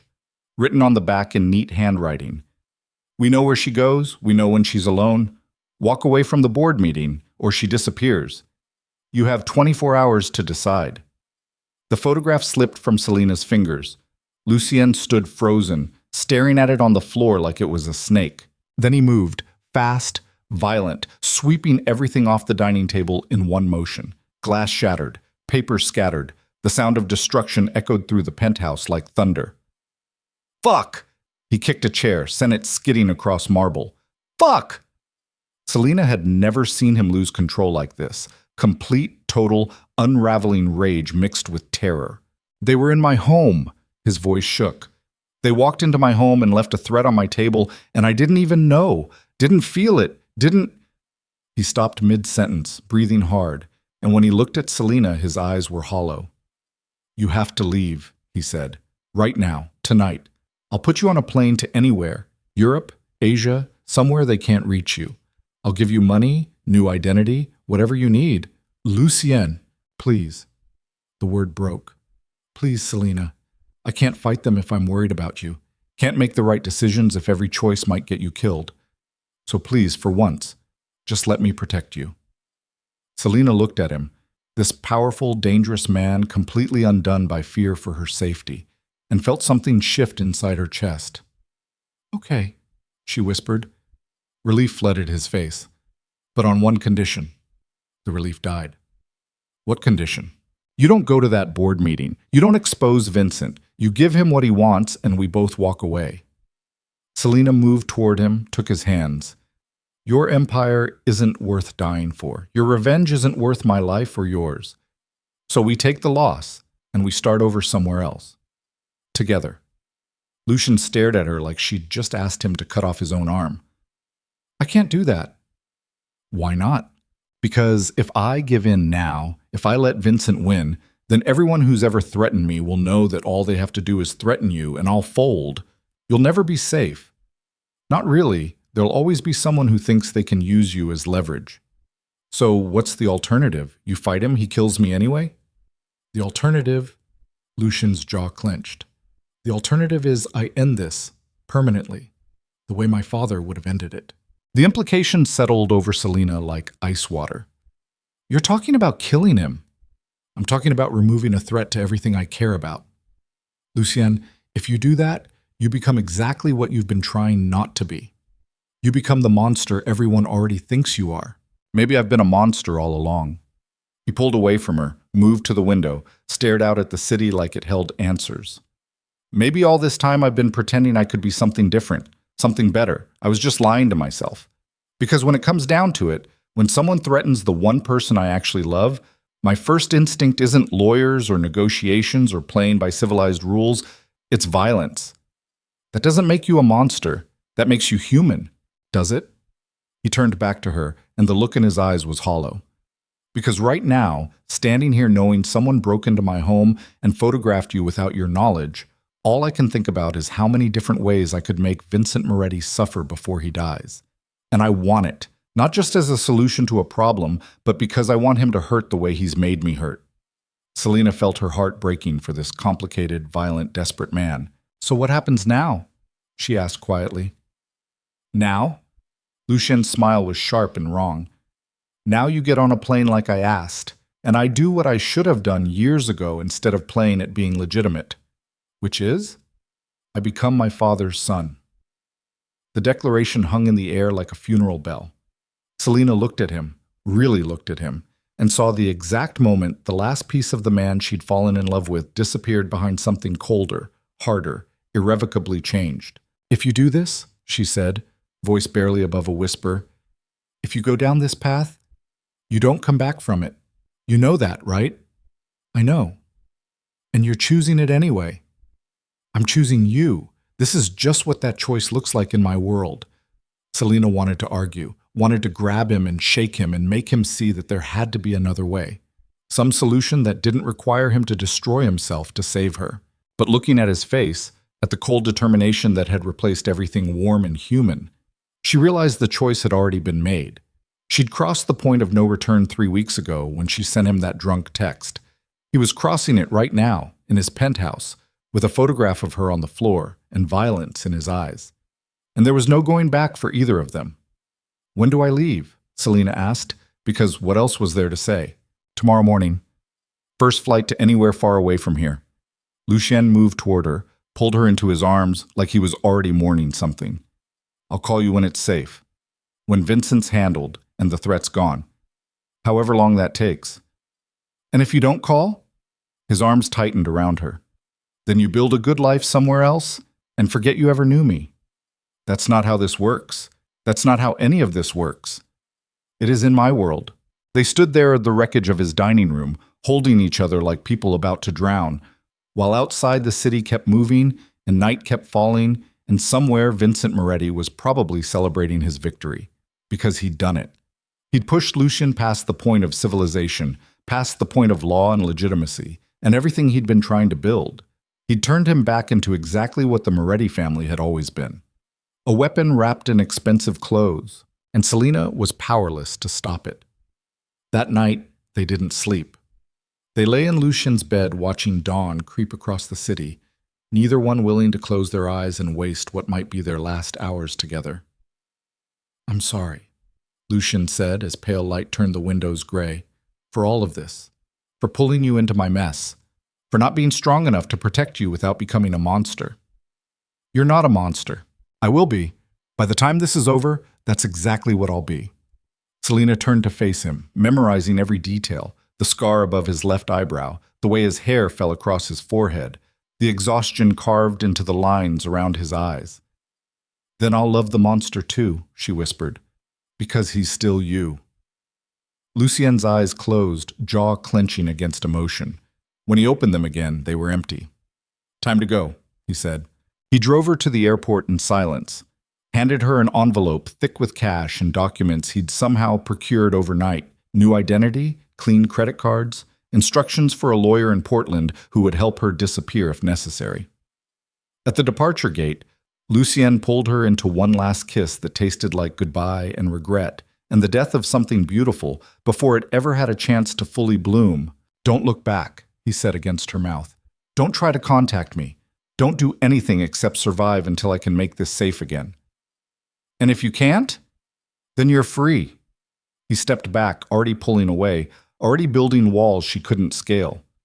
"Free of me, free of this world, free to find someone who doesn't come with a body count and a target on his back." Selina wanted to argue, wanted to refuse to get on the plane, refuse to leave him alone to do terrible things in the name of protecting her. But she'd seen the look in his eyes. He needed her safe to do what came next. And whether she liked it or not, she loved him too much to take away the one thing giving him the strength to become a monster. So she walked through security, boarded the plane, took a window seat, and watched Boston disappear beneath clouds.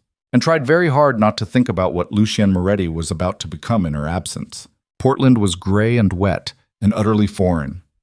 Selina sat in a coffee shop 3 blocks from her sister's apartment, hands wrapped around a cup she hadn't touched in 20 minutes, phone face down on the table like a bomb waiting to detonate. 48 hours since she'd left Boston. 48 hours of silence from Lucien. Elena had asked questions, too many questions, until Selina had finally broken down and told her enough of the truth to make her stop. Now her sister looked at her like she was a stranger, someone who'd made catastrophically bad decisions and was about to pay for all of them. Maybe she was right. Selina's phone buzzed. Her heart lurched. She grabbed it, flipped it over. Unknown number. She answered before rational thought could stop her. "Hello?" Silence. Then breathing, slow, deliberate. "Selina Vale."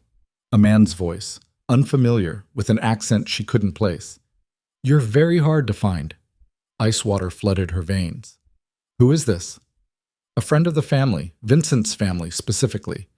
The voice was conversational, pleasant, like they were discussing weather. "He wanted me to deliver a message. You left Boston very suddenly. That was smart, but not smart enough." Selina's hand tightened around the phone. "I don't know what you're talking about." "Of course you don't. That's what everyone says." A pause. "Here's the thing, sweetheart. Your boyfriend made some noise about calling a board meeting exposing certain operations. Vincent took that personally. And when Vincent takes things personally, people tend to have accidents. Stay away from him." "Him?" The man laughed. "I'm not calling about him.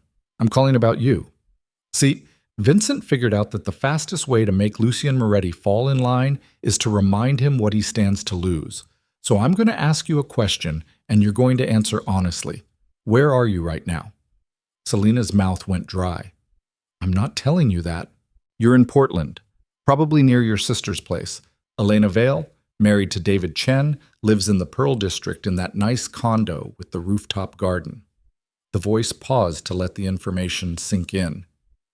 "I could be there in 20 minutes, so could my associates, and we could have a very unpleasant conversation about loyalty and consequences, or Or what? Or you do the smart thing. You get on a plane back to Boston, you tell Lucian you're coming home whether he likes it or not, and you make sure he understands that if he goes through with exposing Vincent, you'll be the one who pays the price. Personally, painfully, in ways that'll make him wish he'd just signed the fucking papers when he had the chance. The threat was delivered with the casual certainty of someone who'd made similar threats before and followed through. "You're bluffing," Selena said, voice steadier than her hands. "Am I? Your sister's walking to work right now. Blue coat, black purse, taking the route through Chapman Square like she does every morning. Want me to prove I'm not bluffing?" Selena's blood turned to ice. She looked around the coffee shop. Suddenly, every face looked suspicious. Every person could be watching her. "What do you want?" "I already told you. Get on a plane, go back to Boston, deliver my message, and maybe everyone you care about gets to keep breathing." The line went dead.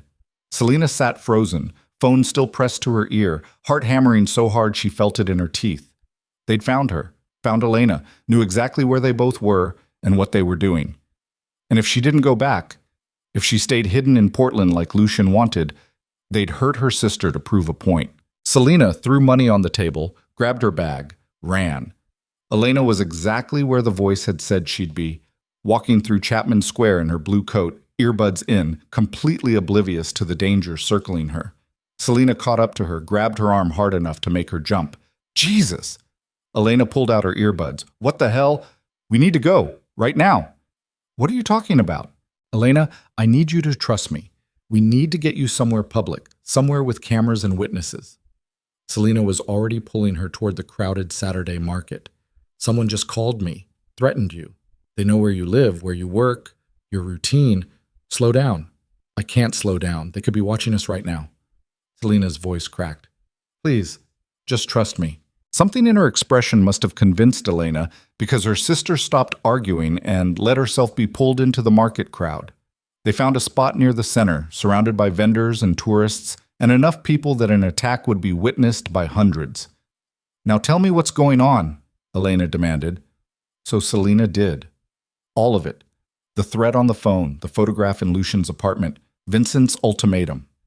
By the time she finished, Elena looked pale. "You have to call the police." "And tell them what? That my boyfriend's uncle, who runs a criminal organization, is threatening me? They'll laugh me out of the station." "Then call your boyfriend. Tell him to fix this. He sent me here to keep me safe. If I go back, if I walk right into the trap they're setting, he'll—" Selena stopped because she didn't actually know what Lucian would do. He'll do something terrible, something he can't take back. Maybe that's what needs to happen. Elena grabbed her sister's shoulders. "Listen to me. You can't protect everyone. You can't save your boyfriend from becoming what he's trying not to be. And you can't save yourself from the consequences of getting involved with him in the first place. So you need to make a choice. Run, really run. Not just to Portland, but somewhere they'll never find you. Or go back and face this head on." "Those are both terrible options." "Yeah, well, that's what you get for dating a mobster." Elena's voice softened. "I love you. I want you safe. But I also know you're not going to be able to live with yourself if you run, and something happens to him because you weren't there." Selena closed her eyes, tried to breathe through the panic. Elena was right. She'd known from the moment she got on that plane that leaving Lucien to face Vincent alone was the wrong choice. Had known it with the kind of bone-deep certainty that comes from understanding someone too well to pretend otherwise.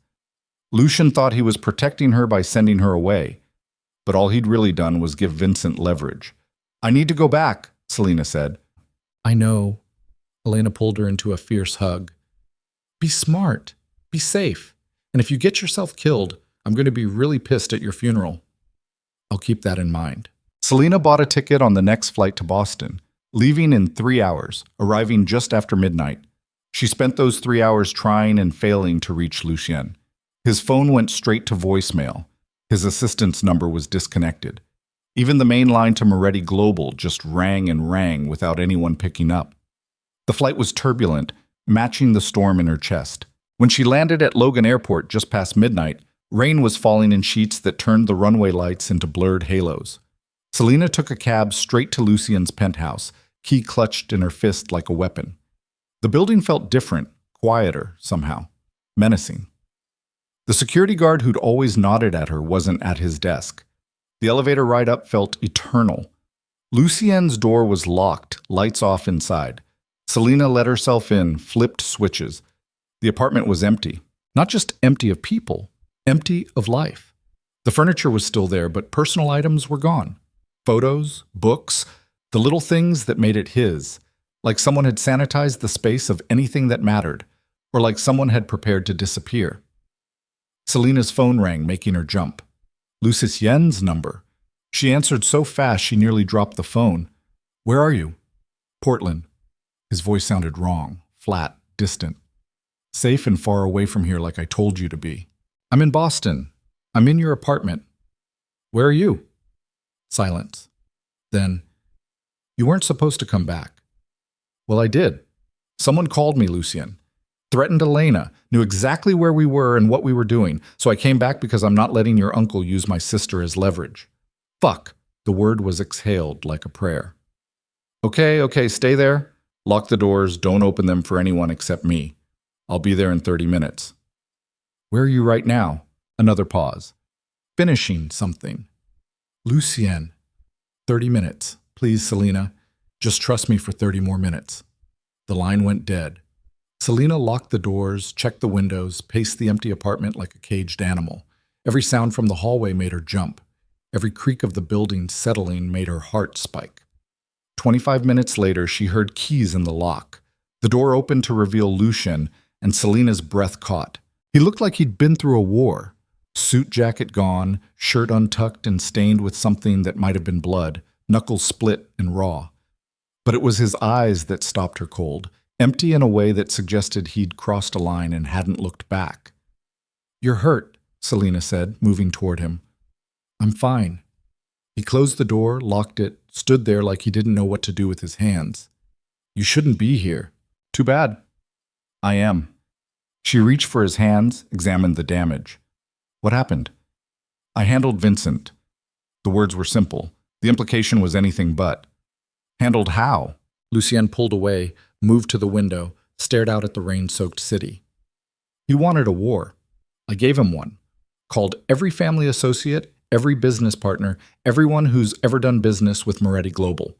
Told them exactly what Vincent's been doing, the illegal operations, the offshore accounts, the money laundering. Then I made them choose. Him or me. And most of them chose survival. Chose the path that didn't end with federal investigations and prison time. His reflection in the window looked like a ghost. Vincent's been voted out. Board meeting happened this afternoon. He's no longer part of Moretti Global in any official capacity. So it's over. Not even close. Lucien turned to face her, and the look in his eyes made her stomach drop. Removing him from the board doesn't remove the threat. Doesn't stop him from coming after you to prove a point. Doesn't change the fact that he's got connections and resources and 20 years of favors he can call in. Then what does it change?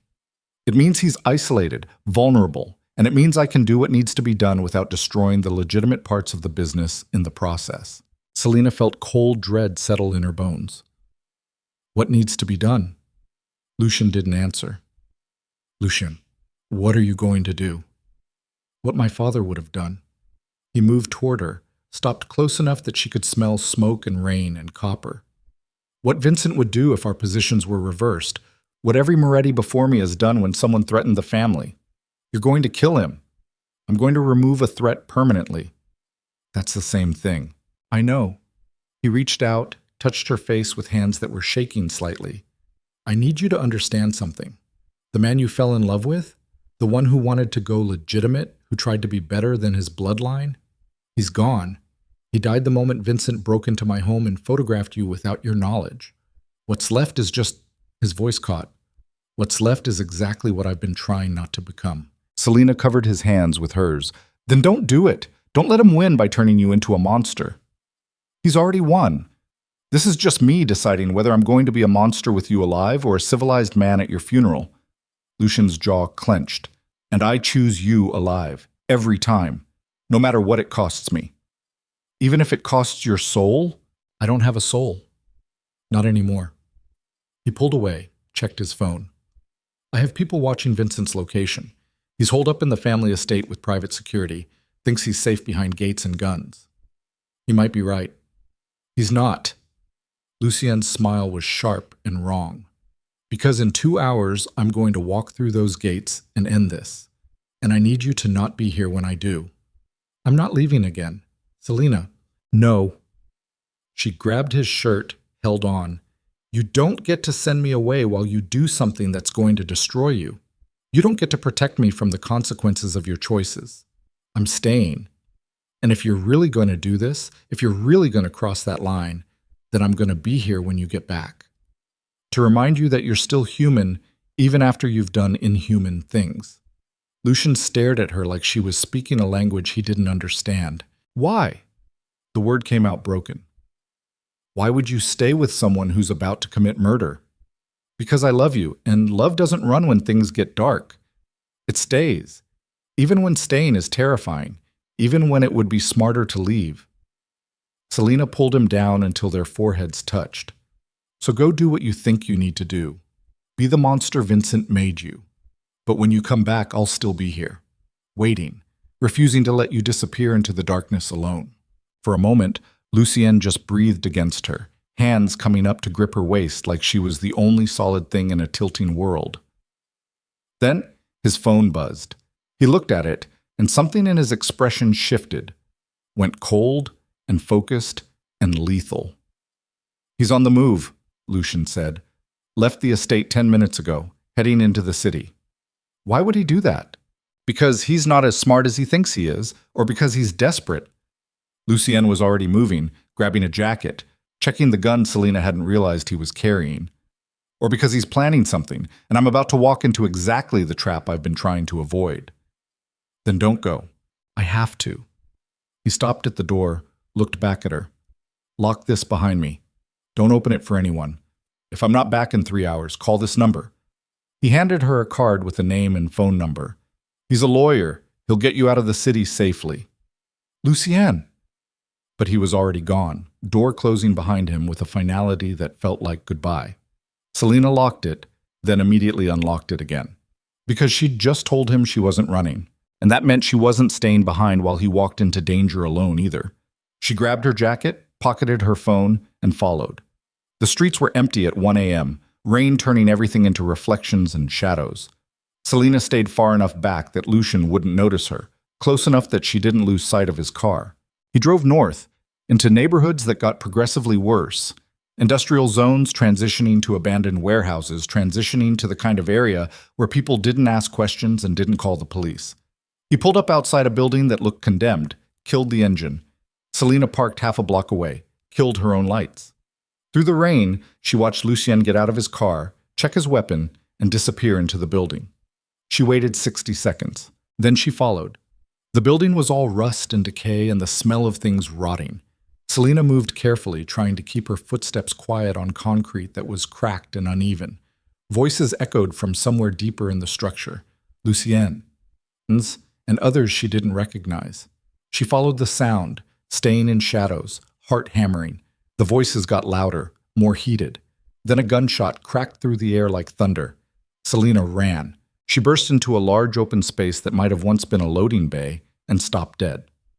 Lucien stood in the center, gun raised, pointing at Vincent, who was on his knees with blood seeping through his shirt at the shoulder. 3 other men were scattered around the room, 2 on the ground not moving, one standing with his own weapon trained on Lucien. Everyone froze when Selena appeared. Selena, get out! Lucien's voice was raw with fury and fear. Drop the gun or I shoot her. The standing man, young, early 20s, shaking so hard the weapon wobbled, swung his aim toward Selena. Lucien's expression went absolutely empty. You really don't want to do that, he said quietly. Drop it, now, or she dies. For a heartbeat, no one moved. Then Lucien lowered his weapon, set it on the ground, kicked it away. Smart, Vincent said from his knees, voice strained with pain. See, this is what I've been trying to tell you, nephew. Love makes you weak. Makes you make stupid decisions like putting down your gun because some kid threatened your girlfriend. Shut up, Vincent. Why? It's the truth. Vincent laughed, wet and ugly. You could have been great. Could have run this empire the way it was meant to be run, with strength and fear and absolutely no sentiment. But you fell in love, and now look at you. Unarmed, outmaneuvered, about to watch the girl die because you're too soft to do what's necessary. I said, shut up. Lucien's hands clenched into fists. The young man with the gun looked between them, clearly out of his depth, weapon still shaking as he kept it trained on Selina. What do I do, Mr. Moretti? He asked Vincent. Shoot her, prove a point, then shoot him. Vincent's smile was all blood and teeth. Make an example. Show everyone what happens when you cross the family. The young man's finger moved toward the trigger. Selina saw it happen in slow motion, saw the intent crystallize, saw his hand tense. And then Lucien moved. He was fast, faster than someone his size should be, closing the distance to the young man in 3 strides, hand shooting out to grab the weapon and twist it away in one smooth motion that suggested years of training. The gun went off, bullet punching into concrete, and then Lucien had it, had reversed their positions, had the barrel pressed against the young man's temple. Run, Lucien said to him. Run and don't come back and count yourself lucky I don't kill you for threatening her. The young man ran, stumbling over debris, disappearing into the darkness. Lucien turned back to Vincent, weapon steady now, all hesitation gone. You want to see what happens when you cross the family? Lucien said quietly. Let me show you. He raised the gun. Vincent stared up at him, blood-soaked and defiant. Do it. Prove me right. Prove you're exactly what I always knew you were. Your father's son, built from violence, incapable of being anything else. I know what I am. Lucien's voice was flat. You made sure of that. His finger moved toward the trigger.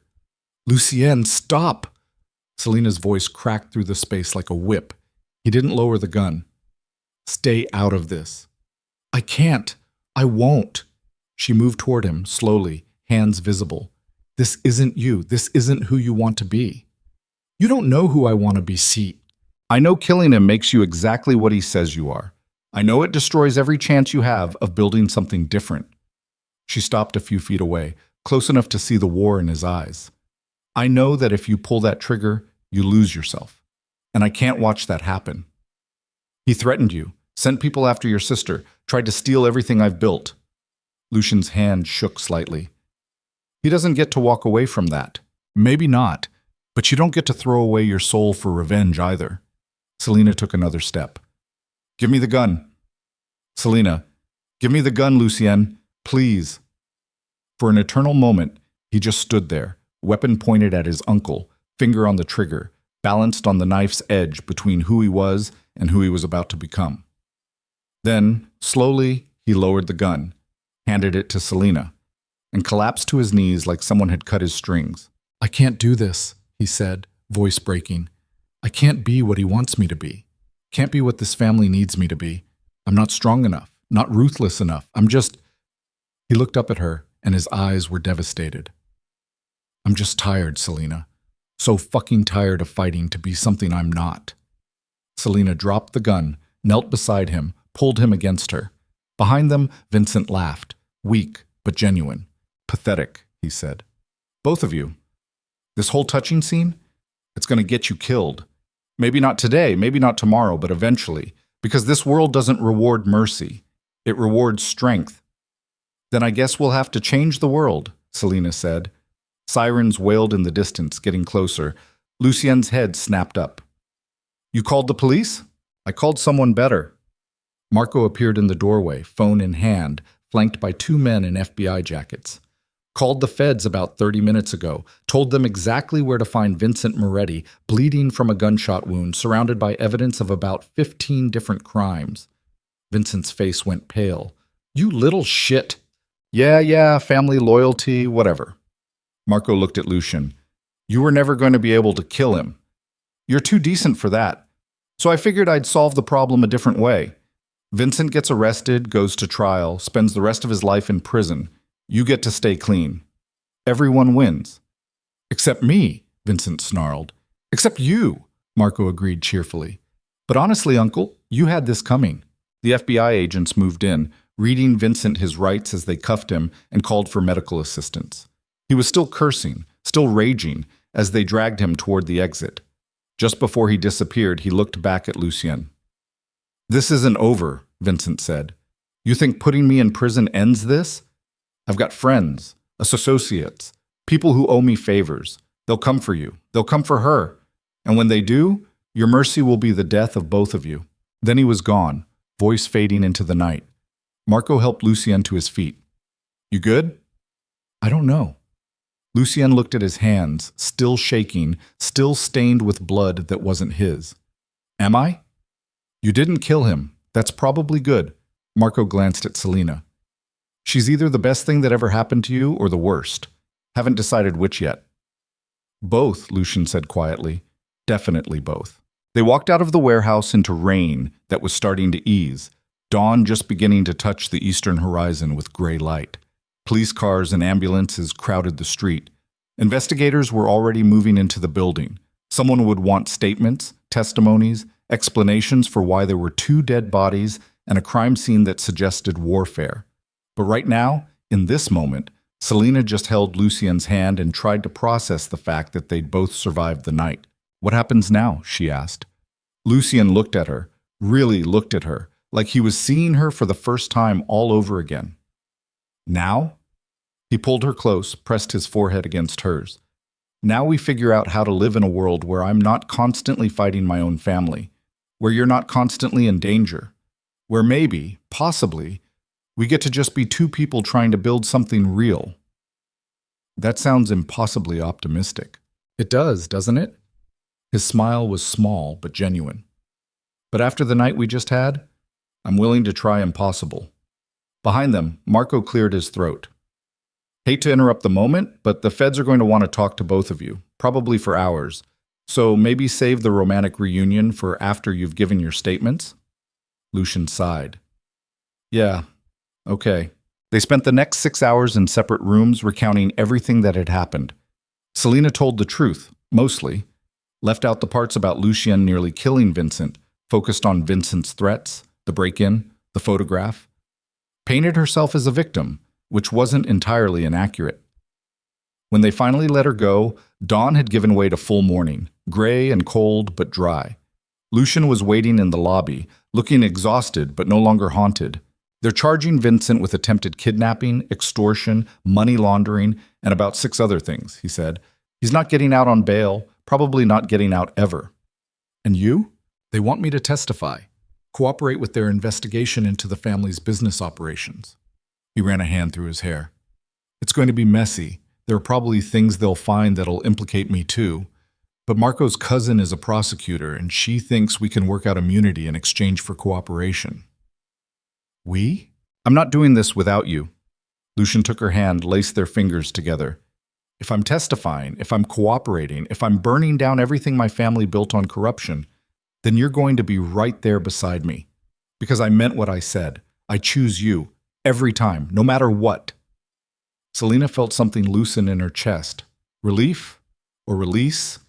Or maybe just the beginning of hope. "Okay," she said. "Then let's burn it all down, together." They walked out of the FBI building into a Boston morning that felt like a second chance.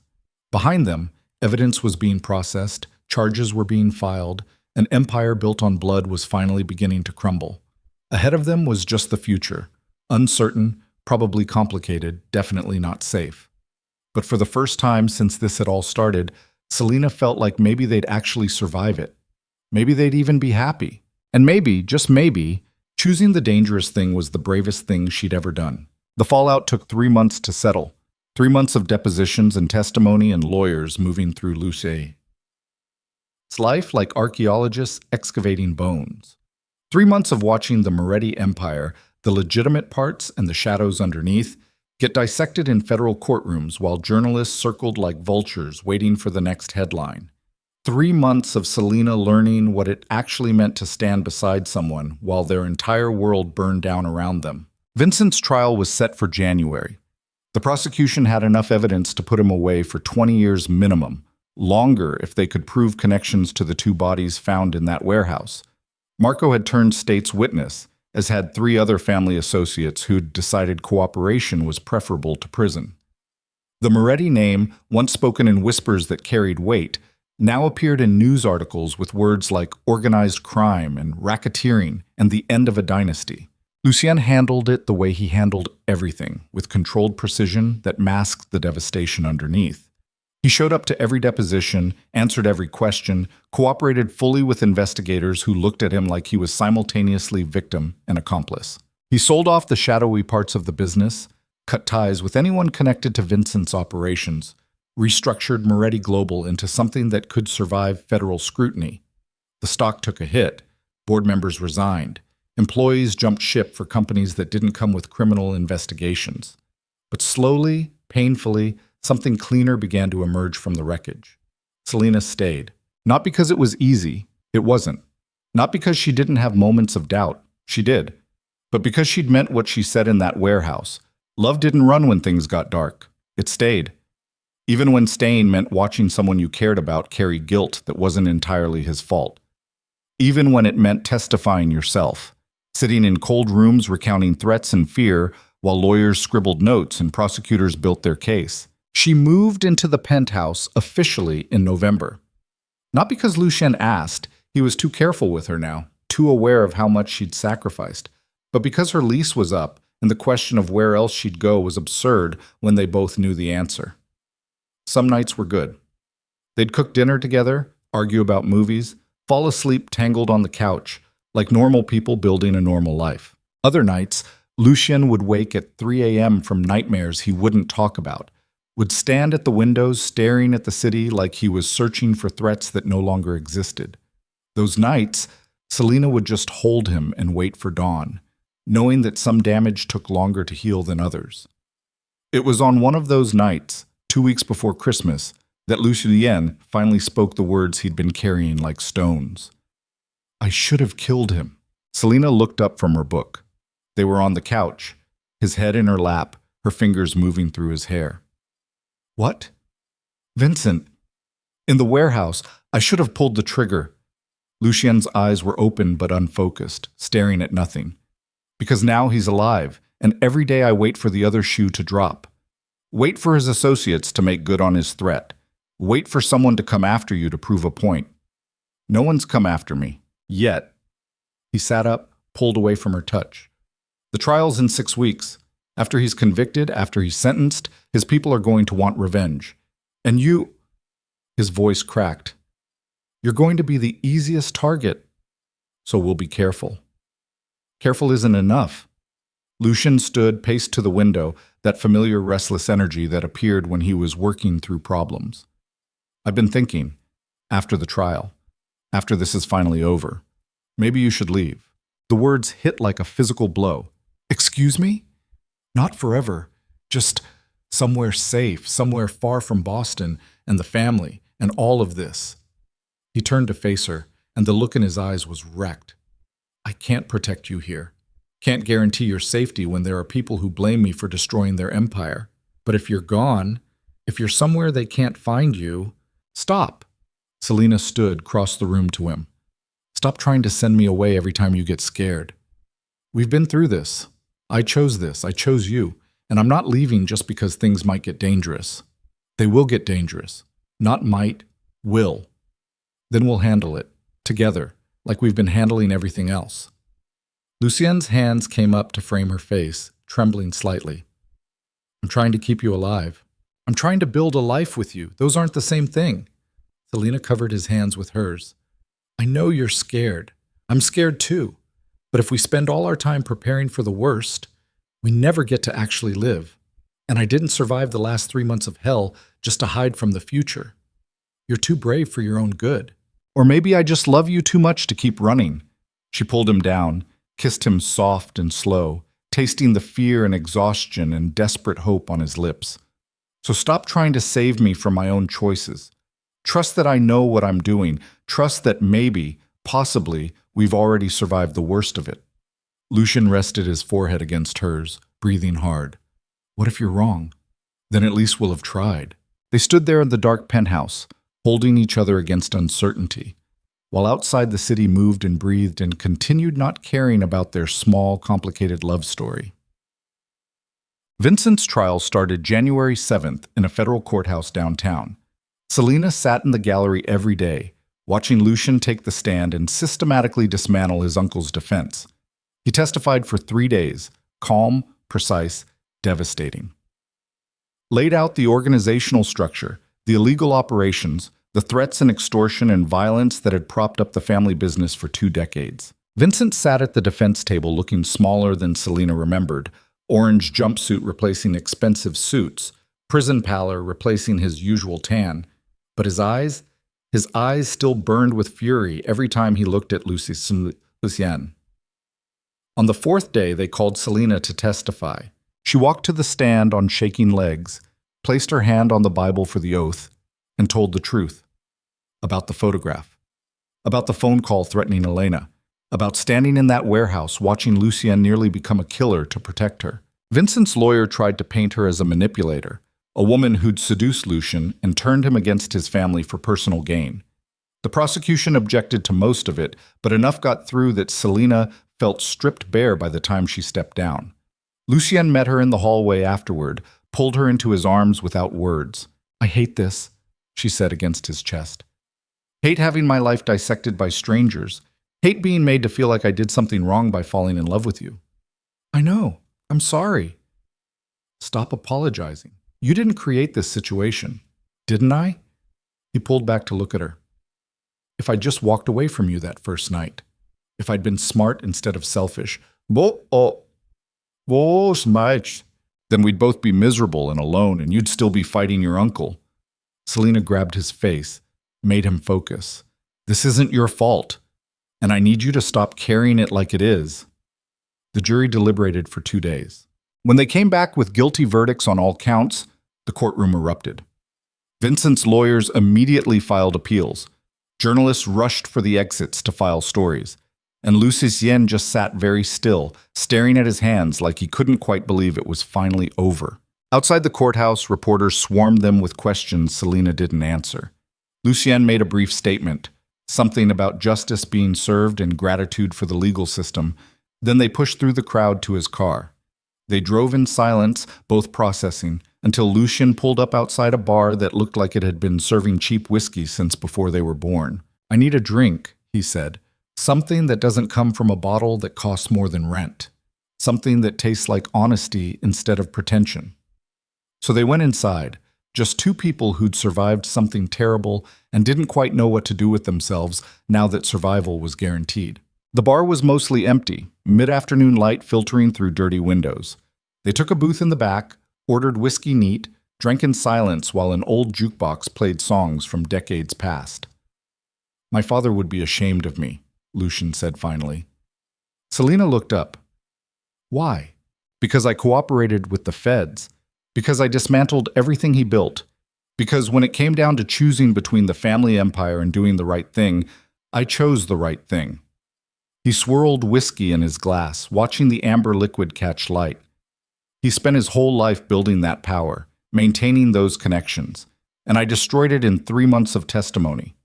Your father built an empire on blood and fear. You're building something better. Am I? Or am I just building something smaller and calling it better because it makes me feel less guilty? Does it matter? Selena reached across the table, took his free hand. You made a choice. You chose legitimacy over power, cooperation over loyalty to a corrupt system. That's not weakness, that's courage. Funny. Doesn't feel like courage, feels like exhaustion. Maybe that's what courage actually looks like, not fearlessness, just showing up anyway when you're terrified and tired and ready to quit. Lucien's fingers tightened around hers. How are you so sure about everything? I'm not. I'm terrified most of the time. Terrified that Vincent's people will come after us. Terrified that you'll wake up one day and resent me for being the reason you had to destroy your family legacy. Terrified that 3 months from now or 6 months from now, you'll realize that what you feel for me isn't worth everything you sacrificed. That's not going to happen. You don't know that. I do. He brought her hand to his lips, kissed her knuckles. Because in the last 6 months, you're the only thing that's felt real. The only thing worth fighting for. Everything else, the empire, the power, the family name, it's just noise. But you're the signal I've been searching for my entire life without knowing it. Selena felt tears prick her eyes. That's the whiskey talking. No, that's the truth talking. The whiskey just makes it easier to say. He smiled, small and genuine. I love you, Selena Vale.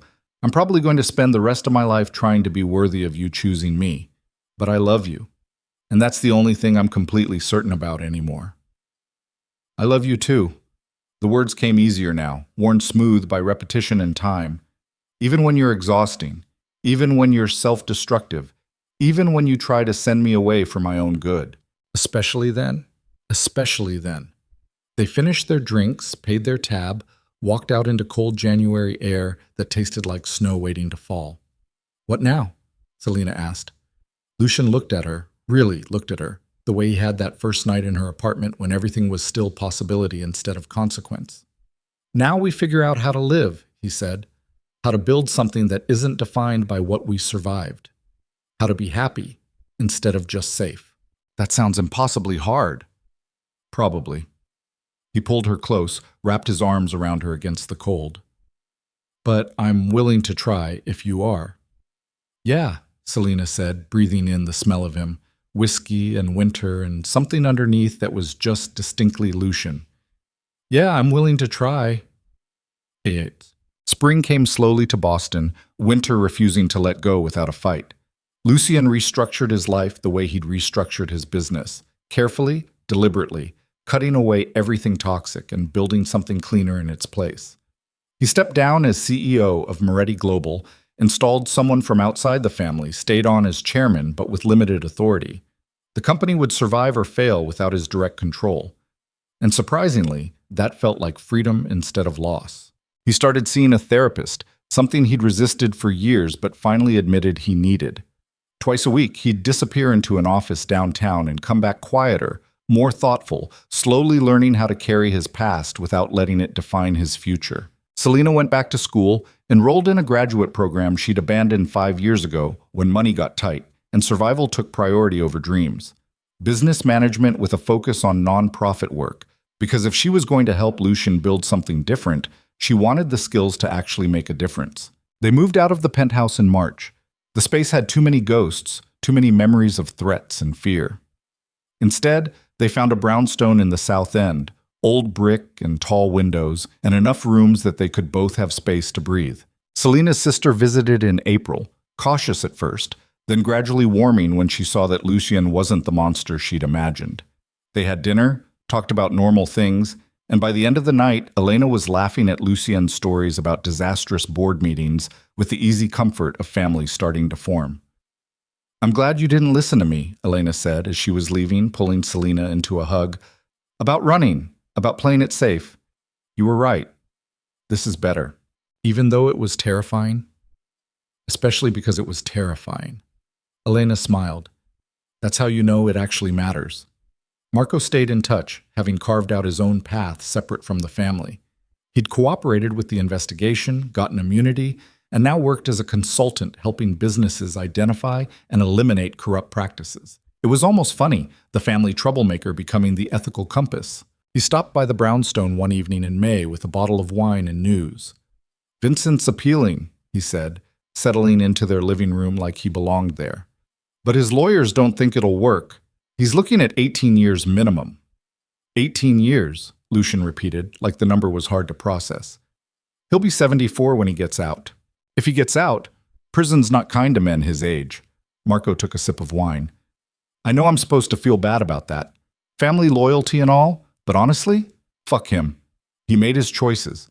Now he gets to live with the consequences. That's cold, Selena said.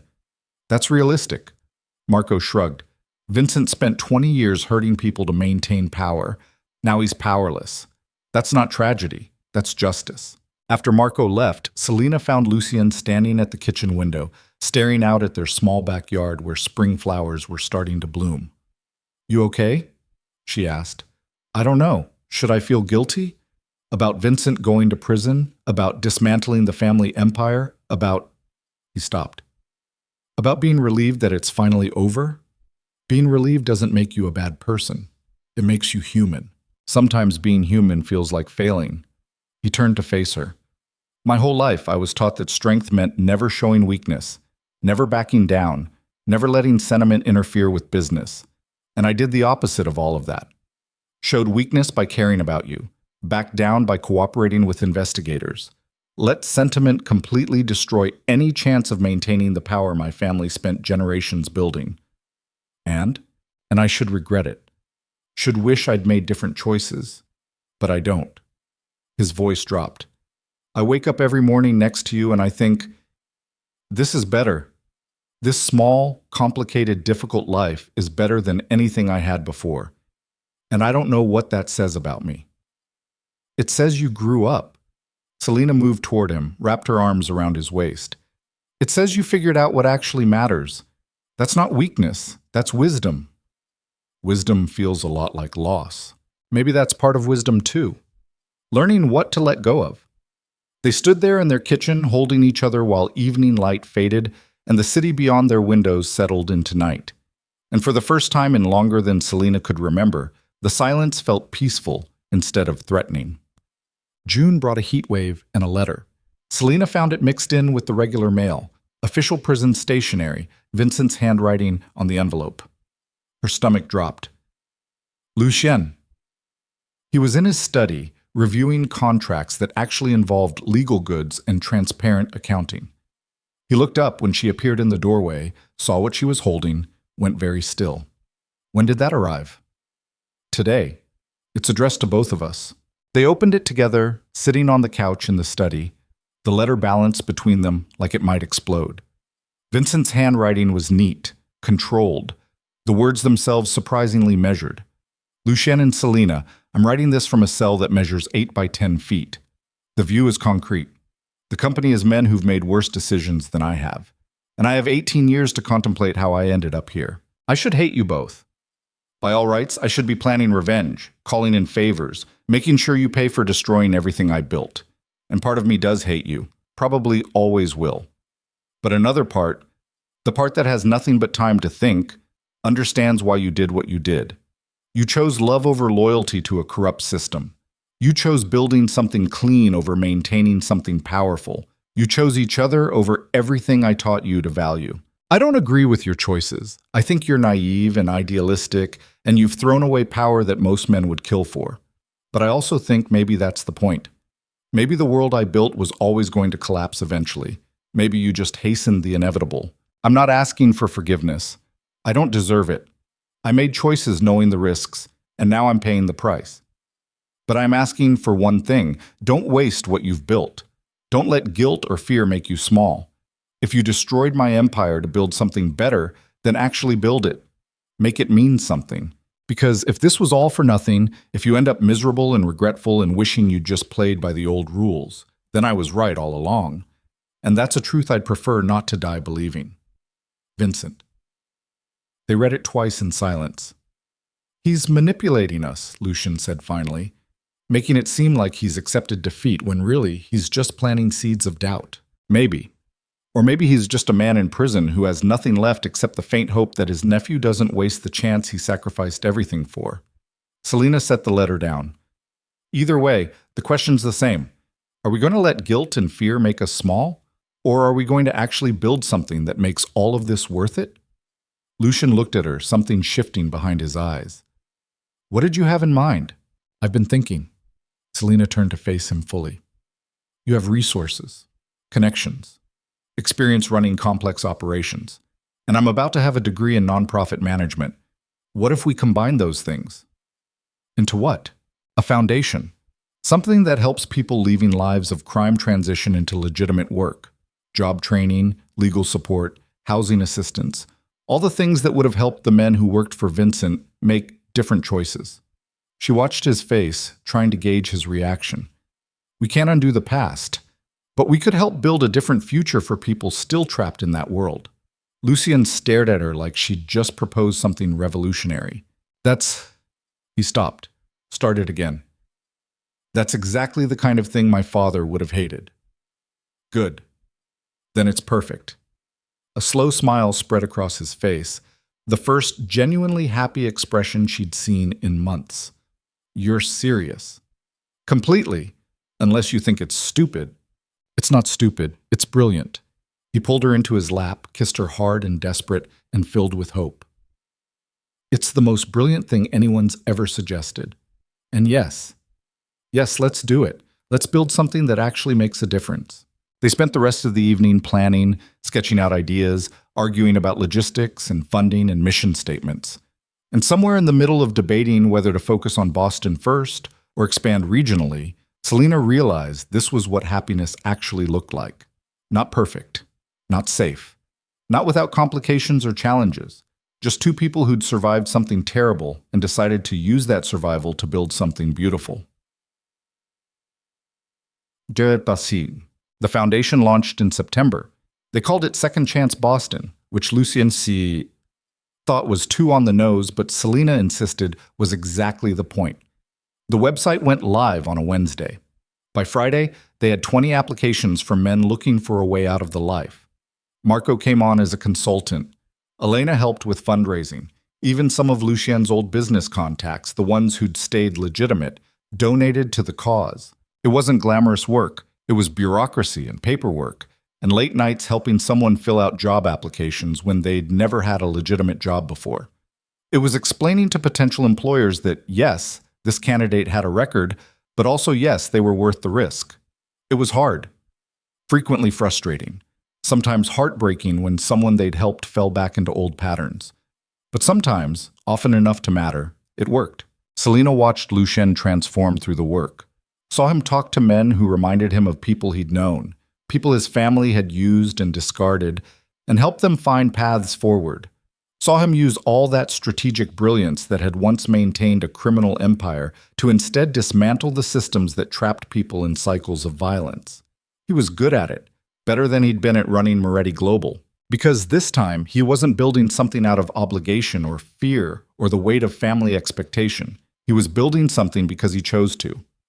On their first anniversary, counted from that drunk text message that started everything, Lucien took Selena back to the Italian restaurant where they'd had their first real date. The same amber lighting, the same exposed brick, the same owner who greeted Lucien by name and led them to that corner booth in the back. They ordered wine and pasta and for a while just existed in comfortable silence. "I've been thinking," Lucien said finally. "Dangerous. Probably." He reached into his jacket, pulled out a small box, set it on the table between them. Selena's heart stopped. "That's not—" "It is." He pushed the box toward her. "Open it." Inside was a ring, not massive or ostentatious, just a simple band with a single emerald that caught the light like captured fire. "It was my grandmother's," Lucien said quietly. "The only piece of family jewelry I kept. The only thing that felt like it meant something beyond power and status." He took the ring out, held it between them. "I'm not asking you to marry me. Not yet. Because I know we're still figuring things out, still building towards something we can't quite see yet. But I'm asking," his voice caught, "I'm asking if you'll consider it. If you'll think about permanently tying yourself to someone who comes with a complicated past and an uncertain future." "That's the worst proposal I've ever heard," Selena said, but she was smiling through tears. "I know. I'll do better next time." "Next time?" "When I actually ask. When I'm sure I can give you the life you deserve instead of just the life I'm trying to build." He held her gaze. "But I wanted you to have this. Wanted you to know that when I think about the future, you're the only constant. Everything else is negotiable. But you're permanent." Selena reached out, let him slide the ring onto her right hand instead of her left. "A promise," she said. "A promise," he agreed. They finished dinner talking about the foundation, about potential expansion, about a life that looked nothing like what either of them had imagined a year ago, but somehow fit better than anything that had come before. Walking back to the car, Lucien stopped on the sidewalk, pulled Selena into his arms. "Thank you," he said against her hair. "For what? For that drunk text. For not running when things got dangerous. For standing beside me while I dismantled my entire life and tried to build something better." His arms tightened. "For choosing me when you could have chosen safety." "Safety's overrated." Selena pulled back to look at him. "This is better. Complicated and difficult and sometimes terrifying, but better." "Yeah?" "Yeah." They drove home through Boston streets that no longer felt threatening, just familiar. Parked outside their brownstone where lights glowed warm through windows. Walked inside to a life they were building together, imperfect, uncertain, but undeniably theirs. That night, lying in bed with early autumn rain pattering against windows, Selena thought about the girl she'd been a year ago. Lonely, careful, playing it safe because taking risks felt too dangerous. That girl would have been terrified by everything that happened. The violence and fear and having to testify in federal court and watching someone she loved nearly become a killer. But that girl also would have missed this, lying beside someone who'd chosen her over power, who destroyed an empire to build something clean, who looked at her every morning like she was the only thing in his world that made sense. "What are you thinking?" Lucien asked, fingers tracing patterns on her shoulder. "That I'd do it all again, every terrifying moment, just to end up here. Even the part where my uncle tried to have you killed? Even that." She turned to face him, because the alternative was never knowing what we could be, and that would have been worse than any danger. Lucien kissed her, soft and slow, and waited with everything they'd survived to get to this moment. "I love you," he said. "In case I haven't mentioned that recently. You mentioned it this morning, and at lunch, and approximately 47 times since we got home. Then consider this 48. He pulled her closer. "I love you, Selena Vale, and I'm going to spend every day for the rest of my life trying to be worthy of you choosing me." "You already are," she whispered. "You just don't know it yet." Outside, rain continued falling on a city that had witnessed their story, the dangerous beginning, the violent middle, the hard-won piece of this ending. And inside their brownstone, two people who'd survived something terrible finally let themselves believe in something better. Not perfect, not safe, just real. And in the end, that was all that mattered. Guts. 2 years later, Selena stood in the main office of Second Chance Boston, reviewing applications for their expanded program, when Lucien appeared in the doorway holding flowers and wearing an expression she'd learned to recognize. "What did you do?" she asked, suspicious. "Nothing. Yet." He set the flowers on her desk, then reached into his jacket, the same movement he'd made 2 years ago at that Italian restaurant. Selena's breath caught. "This time," Lucien said, pulling out the emerald ring she'd been wearing on her right hand. When had he taken it? "This time I'm actually asking, not promising future questions, not hedging my bets, just—" He knelt, right there in the office, with staff pretending not to watch through the glass walls. "Marry me. Build this life with me permanently. Let me spend the rest of my days trying to deserve you." Selena looked at him, this complicated, violent, redemptive man who'd become her home. "That's still not a great proposal," she said, but her voice was thick with tears. "I know, but it's honest." "Yeah." She held out her left hand. "Yeah, it is. And yes." He slid the ring onto her finger where it had always belonged, then stood and kissed her while the office erupted in cheers they both ignored. Because this was their story. Not the fairy tale version where love conquered all without cost, but the real version where love was choosing someone despite the cost, building something beautiful from the wreckage, and refusing to let fear make you small. The version where sending one drunk text message could change everything. Where a ruthless man could learn tenderness. Where a careful woman could learn courage. Where two people from different worlds could create something entirely new, not perfect, not safe, but undeniably, permanently theirs. And in the end, that was the only story worth telling. The one where they both survived the darkness and found each other on the other side. The one where love wasn't easy, but it was real. The one where, despite everything, the violence and fear and terrible choices, they chose each other. Every single time. No matter what. And that made all of it. Every terrifying moment, every impossible decision, every sacrifice worth it. Rain hammered Boston the night Selena Vale sent a text she'd later call the best-worst decision of her life. 1 year later, she stood beside Lucien Moretti in a small ceremony surrounded by the people they'd become family. Marco, Elena, and David, staff from the foundation, even a few of the men they'd helped transition out of crime and into legitimate work. Vincent was absent, serving his sentence in a federal prison upstate, but in a strange way, he was present too. In the choices Lucien had made, in the empire they'd dismantled to build something better, in the permanent reminder that love was more powerful than legacy when you were brave enough to choose it. The ceremony was simple. No elaborate decorations, no hundreds of guests, no pretense of grandeur, just two people promising each other the truth, that life together would be complicated and difficult, and probably never fully safe, but that they'd face it together anyway. When the officiant pronounced them married, Lucien kissed Selina with the kind of desperate tenderness that came from knowing how easily this could have ended differently. How she could have ignored that drunk impulse and never sent the text. How he could have stayed away instead of coming to get her. How either of them could have chosen safety over risk at a dozen different points and missed this entirely. But they hadn't, and that made all the difference. At the reception, Marco gave a toast that was equal parts heartfelt and inappropriate, ending with, "To Lucien and Selina, proof that love is either the bravest thing you can do or the stupidest. Still haven't decided which." "Both," Lucien said, pulling Selina against his side. "Definitely both." Later, as the party wound down and guests filtered out into the Boston night, Selina found herself alone with Lucien on the brownstone's back porch, city lights glowing in the distance. "Any regrets?" he asked, thumb tracing her wedding ring. She thought about everything that had brought them here. The fear and violence and federal testimony, the loss of his family empire, the restructuring of their entire lives around something uncertain and fragile. "Not even one," she said. "Liar. You regret that terrible coffee I made our first morning together." "Okay, one regret. But everything else?" She turned to face him fully. "No, because all of it, every terrifying, impossible moment, led here. To us. To this life we built from the wreckage. And I wouldn't change any of it."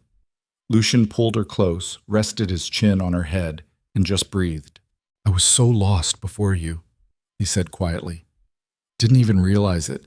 Just thought that's what life was supposed to feel like. Empty, and functional, and driven by obligation. Then you sent me that text and everything changed. 3 words. 3 words that saved my life." He kissed the top of her head. "Come get me." And I did. And I'll keep coming to get you, keep choosing you, for the rest of my life. Selina closed her eyes, let herself feel the weight of that promise. Not the promise that life would be easy or safe or without complications, but the promise that whatever came next, they'd face it together. 2 people who'd started with a drunken text and built something that survived federal investigations, criminal trials, and the systematic dismantling of a corrupt empire.